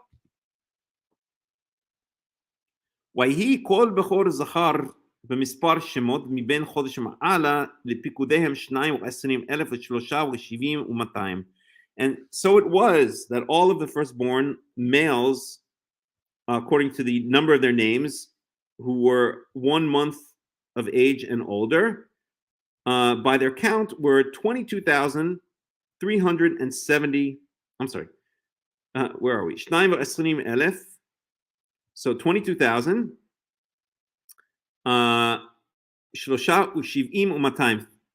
273. So 22,273. So we have an excess, right? The count for the Levites, we saw was 22,000 exactly. Okay? So maybe we should put this in our counts here, in our censuses here. So Exodus, so this is Exodus, no, I'm sorry, this is Numbers 339. Okay? Numbers 3. And we'll put here Levites. And the count is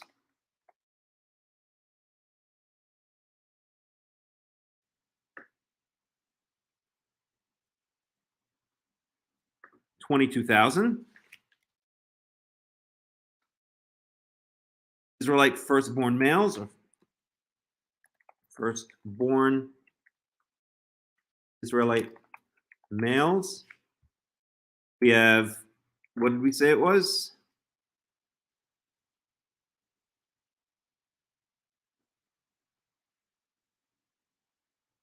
22,273.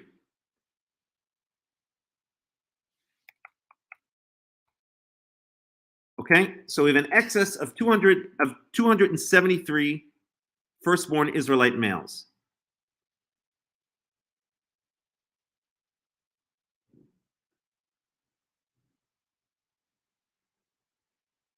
Okay.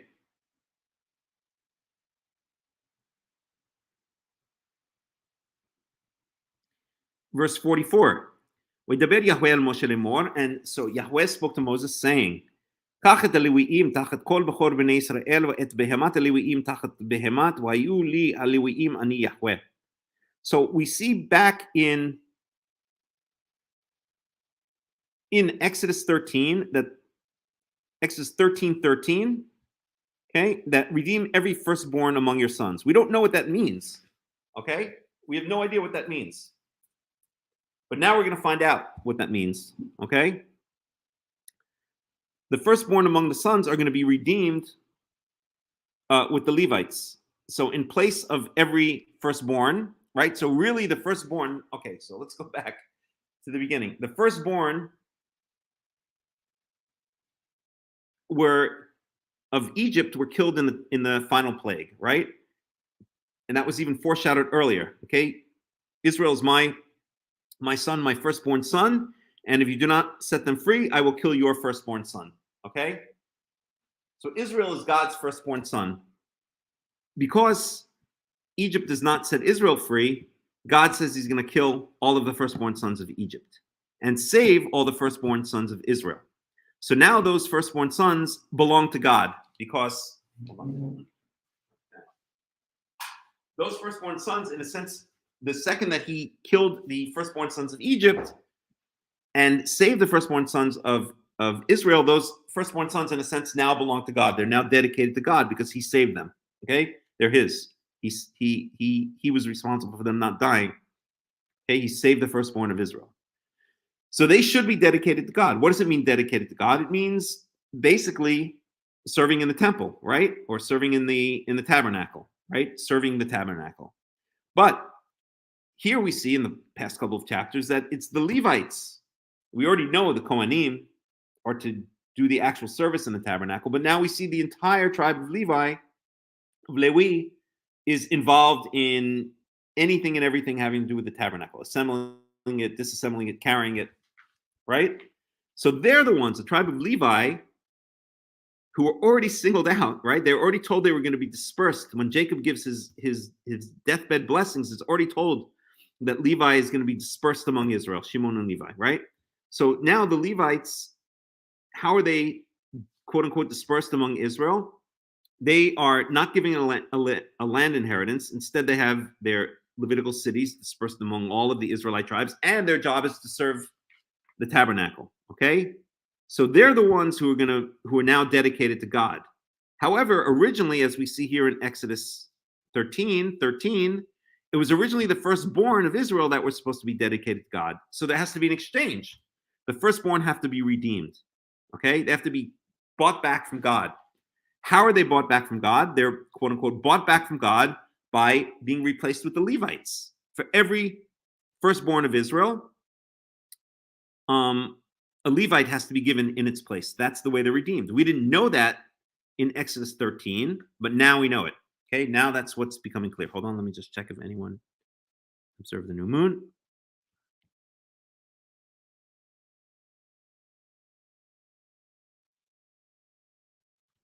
Okay, so but there's a problem because so all of the firstborn sons have to be in exchange for a Levite. But there's a shortage. There's only 22,000 Levites, and there are 22,273 firstborn among Israel.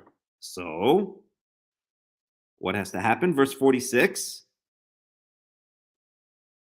Wa'et pidu'e hashlosha wa'ashivim wa'amatayim ha'odafim al halewiim mi bechor b'nei Israel. So the liftot, the redemption So for the redemption of the Shlosha Shivima time 273 excess over the Levites among the firstborn of the children of Israel. So for this excess, right, we have an excess here of 273 firstborn who cannot be redeemed because there are only 222,000 Levites to redeem them. So what are we going to do with them? Verse 47. ולקחת חמשת שקלים לגולגולת, ושקל הקודש תיקח 20 גרה השקל. So they're going to be redeemed instead with what? With 5 shekels. Okay, I'll translate here. ולקחת חמשת שקלים. You shall take 5. Okay, it's repetition. Repetition means emphasis, but in this case it means to point out that each and every. That's the way that the Torah says each and every. So you shall take 5 shekels for each head count, okay, of the holy shekel or sanctuary shekel. You shall take it, and then it just gives the 20 gerah shekel, that the shekel is made of 20 gerah. So what this is saying, for each of these excess 273 firstborn, 5 shekels have to be paid. Okay, let's do a quick calculation. What's 5 times 273? We can do that in our head. 5 times 200 is 1,000. 5 times 70 is 350. So 2,350 and another 15, 2,365, right? So basically 2,365 shekels have to be paid out to the sanctuary. Okay, that's the redemption of the extra 273 firstborn. Okay, let's even write that down. So the excess,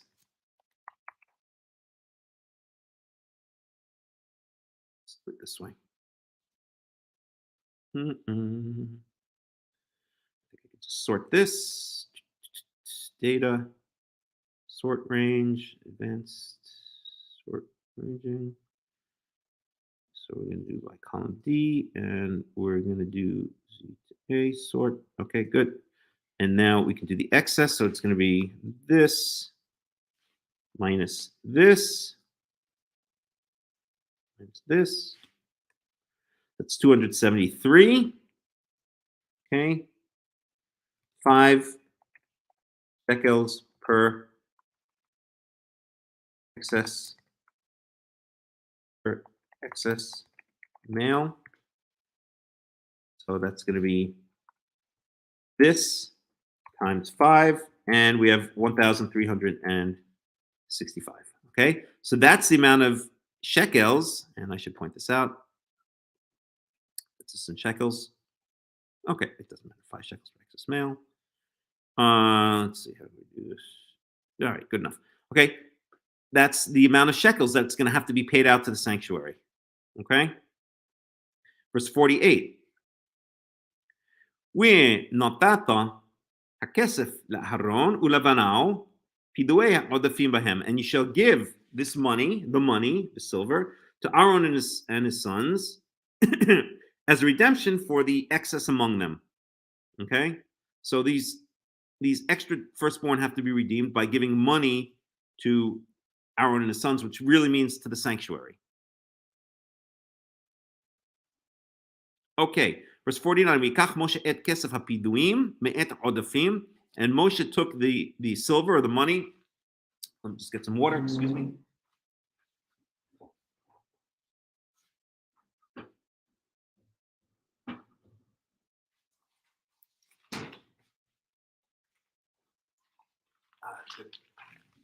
So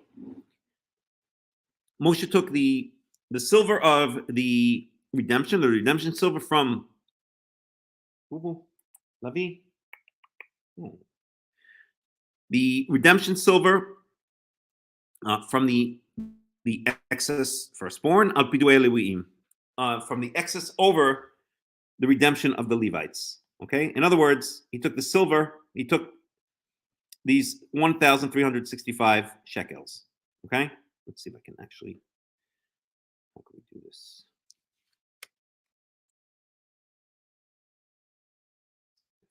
Yeah. Okay. All right, it's clear. All right, so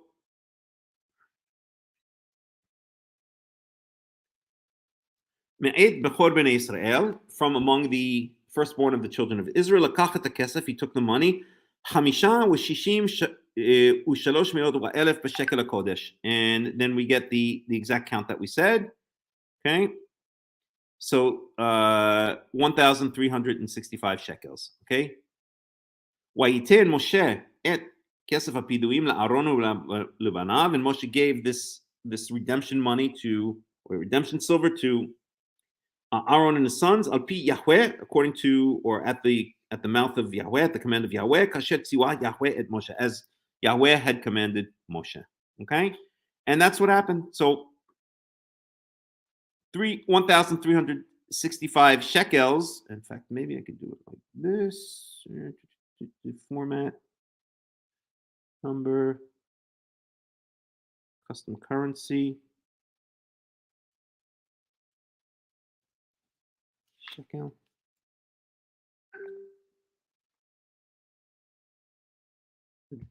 Close enough. And there we go. Okay. Good. 1,325 shekels. Well, that really means shekel chadash, but good enough. All right. It means new shekel. Good enough. So at any rate, that's what happened. That's the way it worked out, right? The Levites were supposed to be sent in place of the firstborn. So let's recap here, right? The firstborn are supposed to be redeemed. We're told in Exodus 13, right after the Israelites exit Egypt. We don't know what this means. What does this mean? Who knows, right? We later find out that, well, we know already back from the book of Genesis that the Levites are going to be dispersed. The tribe of Levi is going to be dispersed among Israel. The way that's done is they're not given a land inheritance, and instead they're put in charge of the tabernacle. The Kohanim doing the actual service to Yahweh, and the Levites doing all the supporting tasks, breaking down, putting together and carrying the tabernacle. Okay? So that's the way that shall we say, prophecy, deathbed prophecy of Yaakov is carried out. So it's the Levites who end up being dedicated to God, right? But originally it was supposed to be the firstborn who were dedicated to God in Exodus 13, but they're to be redeemed. So what does that mean? The Levites are given in place of the firstborn, but there's a problem. In the count that we have here in Numbers, there are 22,000 Levites, but there are 22,273 firstborn. So 273 more firstborn have to be redeemed. How is that done? The instruction is given here that it's done by paying 5 shekels. This is in Numbers 3:47. 5 shekels are paid for each of those excess firstborn. Okay, so you can't give a Levite instead of those extra 273 firstborn. Instead, you give 5 shekels. 5 times 273, we saw is 1,365 shekels. And those 1,365 shekels are paid out to the Levites, to the Levites, basically, or to Aaron and his sons, to the Kohanim. In other words, they go into the temple treasury, okay? And now all of the firstborn of Israel are redeemed, as was predicted in Exodus 13:13. The Levites are dispersed among all of the tribes of Israel, as was predicted in Genesis, I believe, chapter 49. And it all makes kind of sense, okay? So that's what's going on there. And that brings us to the end of Numbers 3. And I think that's going to bring us to the end of our study. So we need to go up to 420. That would get us through the Kohati. All right, I'll just read through it without really translating, and then we'll end, okay? I'll just do what I call express mode. If there's something I really need to say, I'll say. If not, we're going to read through Numbers 4, 1 through 20, and then we'll end the study. Before we go on, are there any questions or any comments? It's all a bit complicated, but really it's not. It's actually so logical. You know, just like the Levitical service, right? Just like the cult service in the tabernacle. And by the way, so far I don't have any new moon anyone reporting the new moon being observed. So I'll check it with a couple of other people and I'll post the results. So in the Biblical Calendar Society, also in the World Alliance of Qara'im WhatsApp group and Facebook group. So right, it's actually all very logical when you think about it. The Torah it's like a complicated, tapestry, but it all fits together at the end of the day. Okay, let's read through verse 20. וידבר יהוה אל משה ואל אהרון לאמור Nasa, and here we have Nasat Rosh B'nei Kohat. So lift up, again, we have that word lift up. The head of the children of Kohat. Kohat is one of the sons of Levi. Mitoch B'nei Lewi, among the sons of Levi, Lemishpachotam Leveit Avotam. Verse 3. I'm not really going to translate it. Maybe I'll give a quick translation. מבין 30 שנה ומעלה ועד בין 50 שנה כל בא לצבא לעשות מלאכה באוהל מועד. So from the age of 30 to the age of 50, that's when the Kohat clan are going to be in service. Zot, avodat bnei Kohat ba'ohel mo'ed kodesh hakodeshim. This is the service of the children of Kohat in the tent of meeting, the Holy of Holies. So they're basically given the most important role, the Kohat. And Moshe and Aaron are from the Kohat clan. They're descendants of Kohat. Kohat gave birth to Amram. Amram gave birth to, so Levi gave birth to Kohat. Kohat gave birth to Amram. Amram gave birth to Moshe and Aaron. Uba Aaron ubanav binsoa hamachane. Wait a second. Am I getting another reported? Uba Aaron ubanav binsoa hamachane vehoridu et porochet hamasach vechisu ba et Aaron ha'idut.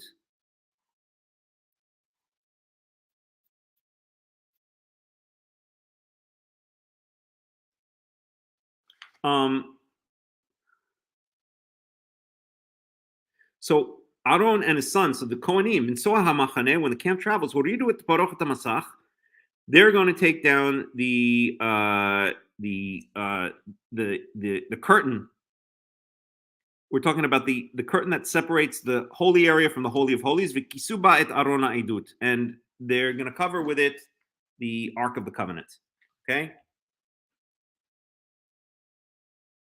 ונתנו עליו כיסוי אור תחש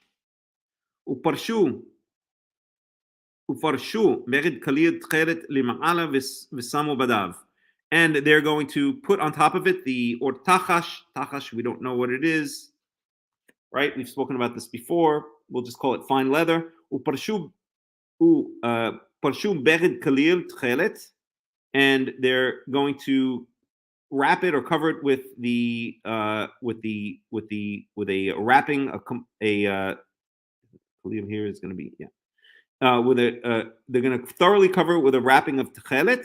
That's another color, right? Like blue lima'ala above visamu badav, and they're going to put in its carrying poles. Verse 7. Va'al shulchan hapanim yifreshu beged techelet, and upon the table of the showbread. Yifreshu beged techelet, they're going to place a cloth of techelet. V'natnu alav et hake'arot ve'et hakapot, and they're going to place on it the bowls and the spoons. Ve'et hamanikot ve'et kashot hanasech ve'lechem hatamid alav yeh, and basically they're going to put all the vessels or all of the tools associated with the showbread table on top of that. So they're going to wrap it in a techelet cloth and then put all of the vessels on top. Parshu alehem beged tola'at shani, and on top of that they're going to put a tola'at shani is scarlet. Vikisu oto b'michse or tachash v'samu et badav, and then they're going to cover it with again tachash. We'll call it fine leather. V'samu badav, and place in its carrying poles. Okay, so that's the way they're going to. So first we get that the Kohanim. I'm sorry, this is all the Kohanim.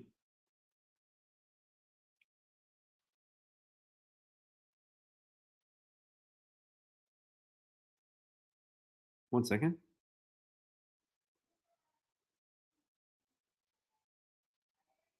I guess it's the Kohati that they're talking about. It says Bnei Aaron. One second. All right. Well, maybe it'll be clarified after.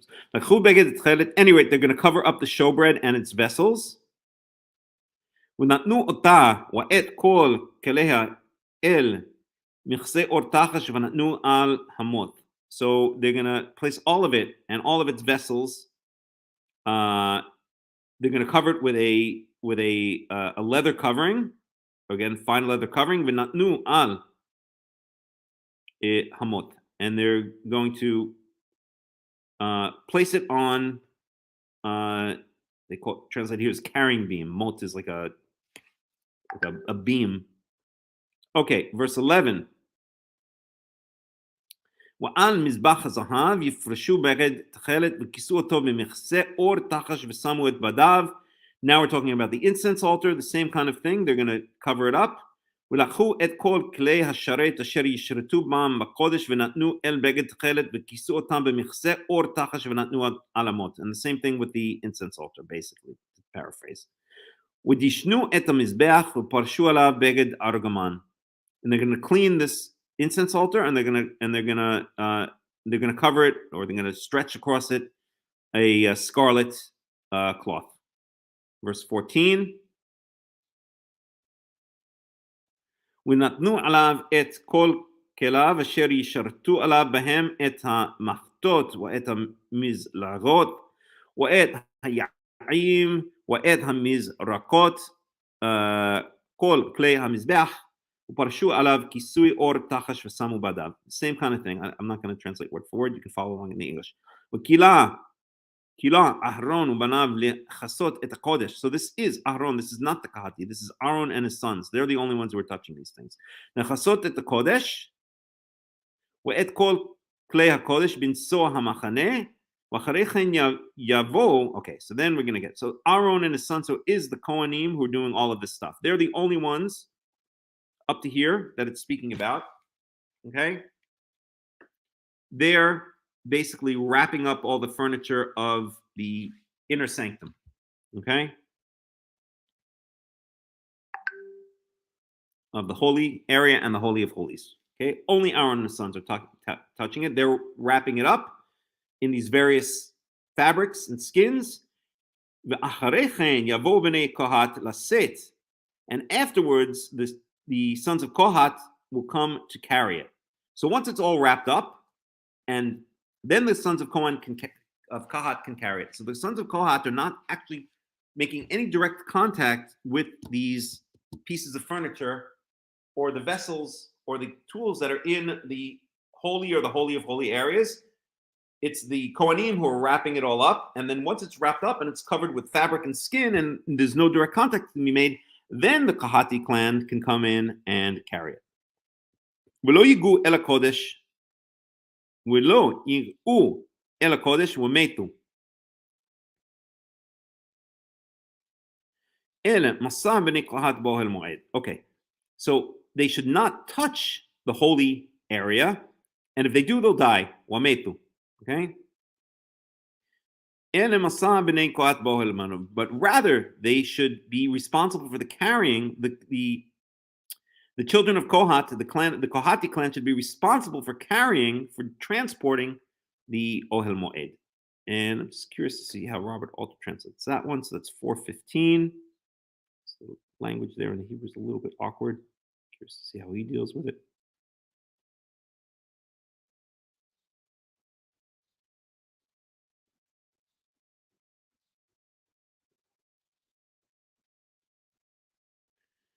One second.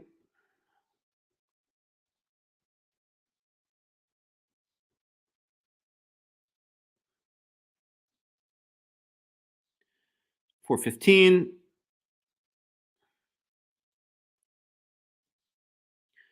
And Aaron and his son shall finish covering the sanctuary and all the vessels of the sanctuary when the camp journeys onward, and afterwards the Kohatites shall come to carry so that they do not touch the holy and die. These make up the carriage of the Kohatis in the tent of meeting. Kohatites in the tent of meeting. Okay. All right. That's kind of an awkward translation. Okay. I would translate slightly differently, but.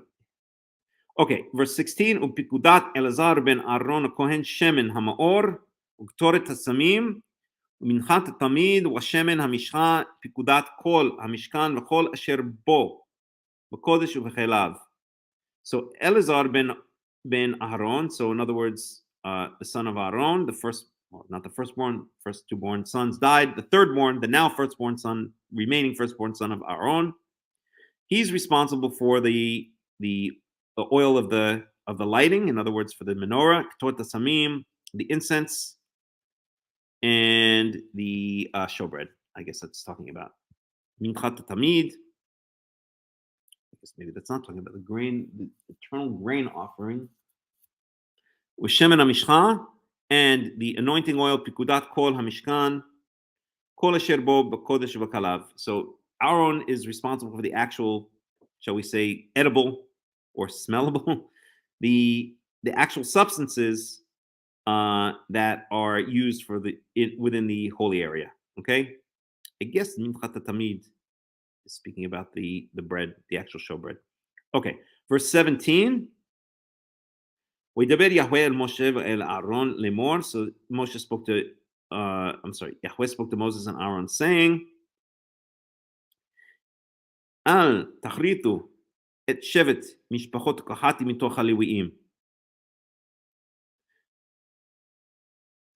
So literally, do not cut off the tribe of the Kahati clan, of the Kahati families among the Levites. In other words, make sure you always have Kahatis, never, I guess, kill them or allow them to die out, because if you do, then no one's going to be able to carry the tabernacle.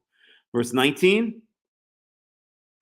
وَزَوْتْ עשו להם וחיו ולא ימותו בגישתם את הקודש הקודשים אהרון ובניו יבוא, one second, אל תכריתו את שבט המשפחות הקהתי מתוך הלוויים וזאת עשו להם וחיו ולא ימותו. Okay, so now we're getting clarification, okay? So don't allow them to die out. Don't allow the Kahati clan to die out. How? Zot asu lehem v'chayu v'lo yamutu. This you shall do to them or for them, and they'll live and they won't die. B'gishtam et kodesh hakodeshim, when they approach the Holy of Holies. Aaron ubanav yavo v'samu tam ish al avodato al mas'o v'lo yavo lir'ot kabbalah et kodesh v'metu. Okay, so Aaron and his sons will come and Wasamu otam ish al avodato al mas'o. Basically, what this is saying is Aaron and his sons, they're going to be the ones to, well, I'll translate it word for word. Yavo v'samu otam ish, and each they shall come. Aaron and his sons, meaning the Kohen, the priests, shall come and they shall v'samu otam ish al avodato al mas'o, and they shall place them, each one of them shall place upon, samotam ish al avodato, and you shall place each one on his service and on his burden or on its carrying. Okay, v'lo yavou lirot kabbalah et hakodesh v'metu, and they should not come and see the holy place being covered up and die. In other words, what this is, I'll paraphrase. In other words, Aaron and his sons, okay, so don't allow the Kahatis to be cut off. How are you going to do that? You're going to make sure they live and don't die. How are you going to make sure they live and don't die? The actual Kohanim, they're the ones who are going to be wrapping all of this stuff up, as we saw earlier. And it's only once they're wrapped up that the Kohat clan, is going to come and carry it. But they're not to make any direct contact or even see anything that is in the holy area or the Holy of Holies. That's only the sons of Aaron or the sons of Eleazar are to see that. And then once it's all wrapped up, then the Kohat clan can come and take it away, right? But be very careful to make sure that the Kohat clan doesn't step over the boundaries and actually start wrapping the stuff up or going into the holy area or the Holy of Holy areas and seeing the vessels there, because only the Kohanim are allowed in that area, not the Kohati. The Kohati are only allowed to carry it once it's wrapped up. That's basically what these verses are saying as a paraphrase. Okay? So with that, we come to the end of Parshat Bamidbar. It's really fascinating stuff. I think these so-called boring areas of the Torah are actually some of the most fascinating if you approach them correctly. As I've said many times, the Levitical system, the building of the tabernacle. From the building of the tabernacle, you can learn so much about the different substances that are used that go into the tabernacle. Right? We studied a lot about what does Techelet mean, what does Argaman mean, what does Tolat Shani, what is Shesh. Right?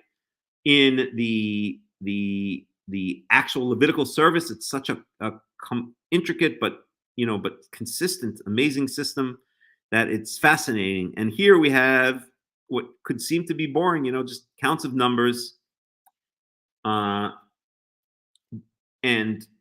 just descriptions of different Levitical clans and what they can do. But as we saw, it's actually really fascinating how all the numbers work themselves out. How we have a count that is that count that we saw in Numbers 1, the same as we saw in Exodus. I think it was 38. How all of the numbers, are consistent. Which tribes have more members? Which tribes have fewer members? Where the different tribes are camping? Where the Levitical clans are camping, and how the Kohats, as we saw here, the Kohat tribe or clan, how they're able to carry the tabernacle once it's wrapped up, but only the Kohanim are allowed to actually make any contact with that inner area. That's only their province, right? Not the rest of the Levites, only the tabernacle. The redemption of the firstborn with the Levites, the excess 273 that had been redeemed with 5 shekels each. This is all really a fascinating system, if you ask me.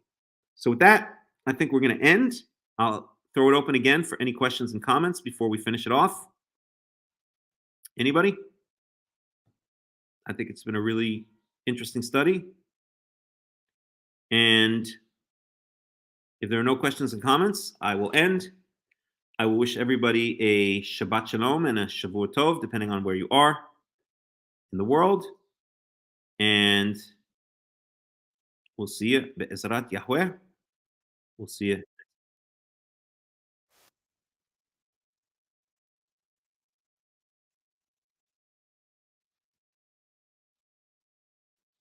Put some music up.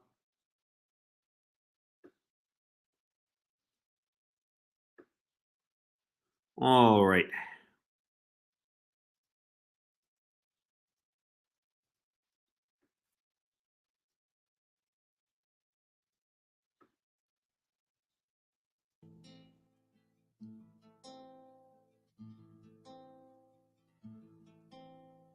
שיר למעלות,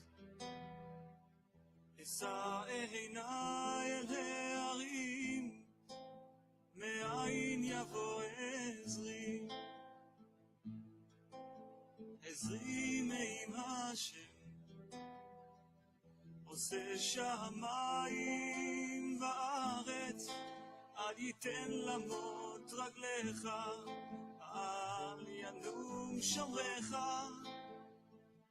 הנה לא ינום ולא ישן שומר ישראל, השם שומרך, השם צילך, על יד ימינך, יומם השם לא יקר וירח בלילה, השם ישמורך מכל רע, ישמור את נפשך, השם ישמור צאתך ובואך, מעתה ועד עולם.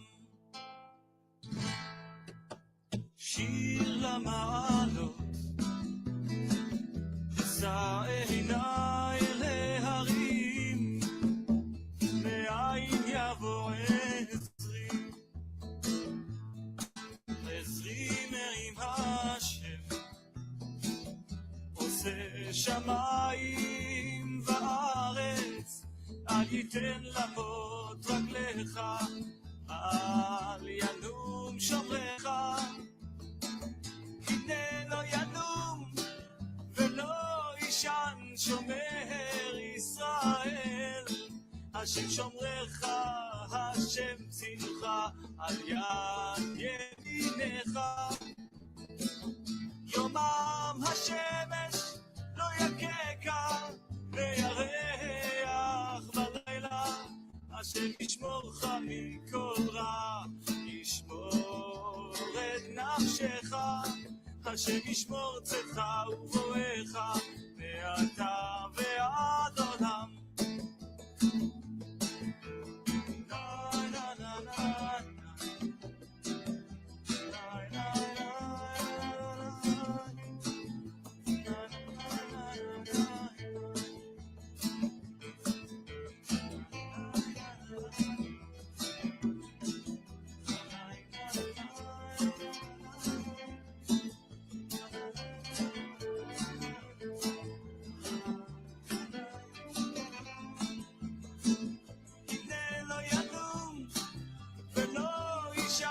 שומר ישראל, השם שומרך, השם צילך, על יד ימינך.